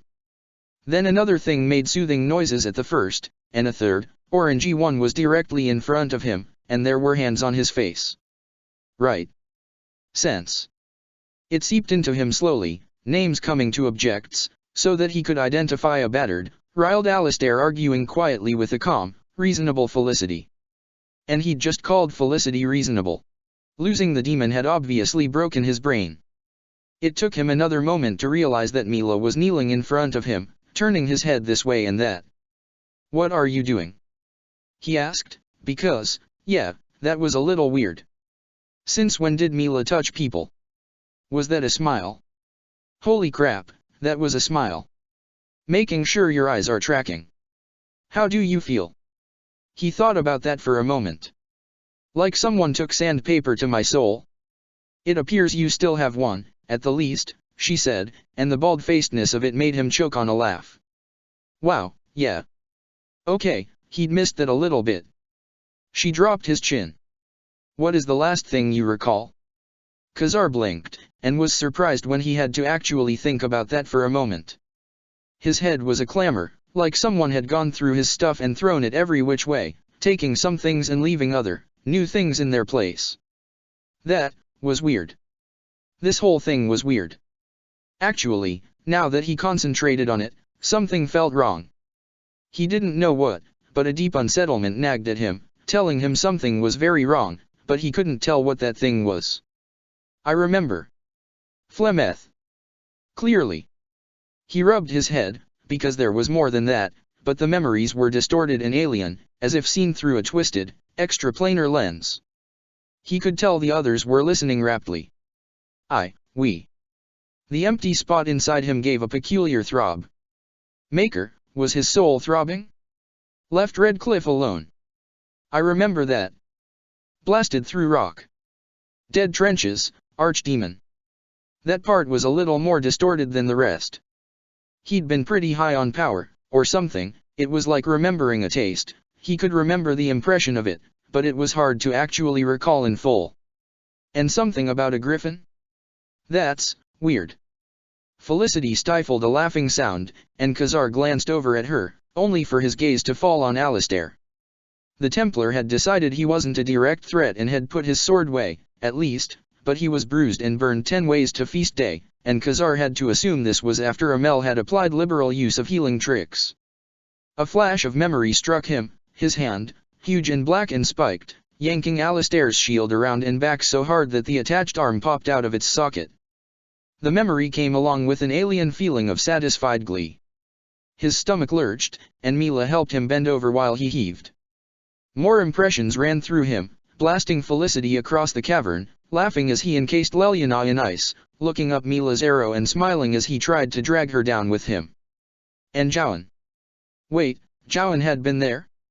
His head snapped up, and he ignored his churning stomach to look around. All of them were huddled in an alcove in the rock. Alistair, Felicity, Mila, Leliana. No Jowan. Did I kill him? He squeaked, and the sudden solemn look on their faces, and the fact they didn't even need to ask who he meant, made his stomach lurch again. No. No. I wouldn't have. Fuck. It wasn't you, Leliana cut in gently. You didn't hurt him. He made a choice to sacrifice himself to save you. How is that better? He shrieked. Jowan, you idiot. You fucking moron. I'm not worth that. He slumped, and Mila held him up to keep him from falling into his own sick. Jowan, damn you. I'm not worth that. It was a very strange feeling, new and painful and raw. And judging by the ensuing silence, they were all aware of it too. A pride demon. He'd had a pride demon inside him. No, he'd been a pride demon. Welded to it with fucking fire. He'd done that. Despite all the years of warnings, the fact that he knew demons couldn't be trusted, he'd let himself be lured and courted and finally thrown into a melting pot with a personification of pure ambition, and he'd loved every moment of it. And now Jowan was dead. Maker, he was as much a menace as they had always said he was. Mila rocked him gently, and before he would have insisted that he didn't need to be babed, but now? Yeah, he kinda did need it. Peace, little cousin, she whispered. It will be all right. He snorted bitterly, but didn't pull away. People always say that. Mila froze, and he heard something clatter to the ground in the direction of the bard. We. Felicity said hesitantly, may have inadvertently unearthed some repressed memories from his early childhood. He's Dalish? Lelyana asked, and Khazar couldn't figure out what was happening. He is, Mila said. She watched Khazar carefully, as she would a skittish animal. He was feeling a little hunted right now, so that worked. Can you understand me, little cousin? Yes. This was weird. Something sounded different. He turned the words over in his head. Enaar Durthan, Dalithalan? Wait. I speak Elvish. Apparently, he could. Huh. Then, he blinked and glared up at Felicity. What do you mean you unearthed repressed memories? What were you doing, putting a stick into my mind and swirling it around? I'm sorry, really. But the demon was very pervasive. I had to do that just to reach a part of you that it hadn't already been tainted. That one hit like a blow to the head. You had to, wow. Bottom line is, Alistair said, it worked. You're back to your usual, obnoxious, insufferable self instead of the crazy, power-hungry, homicidal self. He couldn't even look at Alistair right now, because the Templar was right, and that was too much. Fuck, he whispered. He planted himself back into Mila's arms, because she was offering, and that was rare enough. A weight settled behind him, and Felicity's hand settled gently on his back. He knew it was Felicity's because she sent some sort of soothing spell into him, and he hadn't even realized he'd needed one. I know you likely don't remember much of what happened in the Fade. However, what I said in there stands true. We're Grey Wardens, and that means we're family. We protect one another. Yeah, Alistair said. You're like the obnoxious little brother everyone pretends not to like, but then everybody keeps spoiling with pasties. And Felicity is the nosy tattletale sister, Khazar grumbled, but he couldn't really muster much bite to it. Felicity patted his back. That is correct. And Alistair is the family dog. Hey. At this, Lelyana said, I always imagined him as one of those big shaggy golden ones. Khazar laughed, though it was cracked and tired. He suddenly felt very tired, because he needed time to process the Jowan thing and Mila was comfortable, and for once he felt like he didn't have to stand up all by himself. Hey, he'd just had his soul broken apart and put back together. He could get a nap if he wanted one. 120, the Ad Hoc Rescue Planning Committee. Eamon looked about ready to pop a vein when they returned without the captain or the elf. Garrot got it, they'd managed to lose the two people who were most useful to this entire operation. The feeling was mutual, because when Anara slipped in an hour later and Eamon accepted her deception as necessary, Garrot kinda wanted to throw a flask of acid into both their faces. Stone-damned politics. Wen just sighed over the whole thing, like she wasn't really surprised, probably wasn't, and couldn't believe all the trouble the kids were getting into. So, after he left the New Cows land with the old man and the queen so they could start talking politics, Garrot grabbed all their people and retreated to the library. So. Fort Dricken. What the sod is Fort Dricken?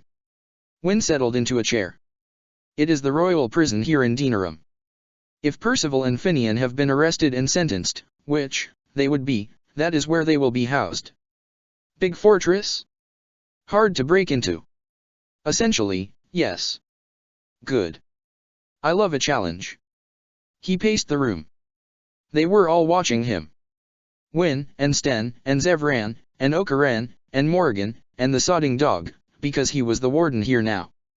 He was pretty sure he hated being the only warden, all the attention and responsibility. Couldn't have imagined how he'd have stayed sane without the rest of the crazy blighters. Probably have done some stupid things just to get it over with. So. Suggestions. Zevran was, of course, the first to speak. I and Morgan sneak in and kill everyone we see, he said coldly, until such a time as they produce the proffered parties. Then we keep killing. Morgan hummed approval. Well, yeah. Of course that one's on the table. Any less likely to get us all arrested and our friendly witch shipped off to the nearest circle. Sten said, a full frontal assault. We gather what allies we have made and use them to lay siege to the prison. No sieges, Zevran snapped. Sieges take too long. You have to wait for your forces to gather, and then they have to start running out of supplies. It could be weeks. Okaren took a swig from his waterskin. Why don't we just dress up as circus performers or something? Walk right in the front gate. Zevran nodded his approval. And in what alternate reality would that actually work? Morrigan asked incredulously. Hey, you're the mistress of disguise here. Garrot wanted to bang his head against a table, just a little bit. Okay, this ain't workin'. We're all workin' blind, here. He juggled his axe for a moment, thinking. Then send a scout, Sten said simply. Recon, right. Garrot looked around at the resources they had. Most of them stuck out like a sore thumb, but Zevran had underworld contacts and experience, and Morrigan would be able to get into places no one else could, and Sten was scary. That helped, too, for some things. We need a map, if we can get one. Fort Dricken and grounds. We need rosters, and reports. We need to know where our boys are being kept.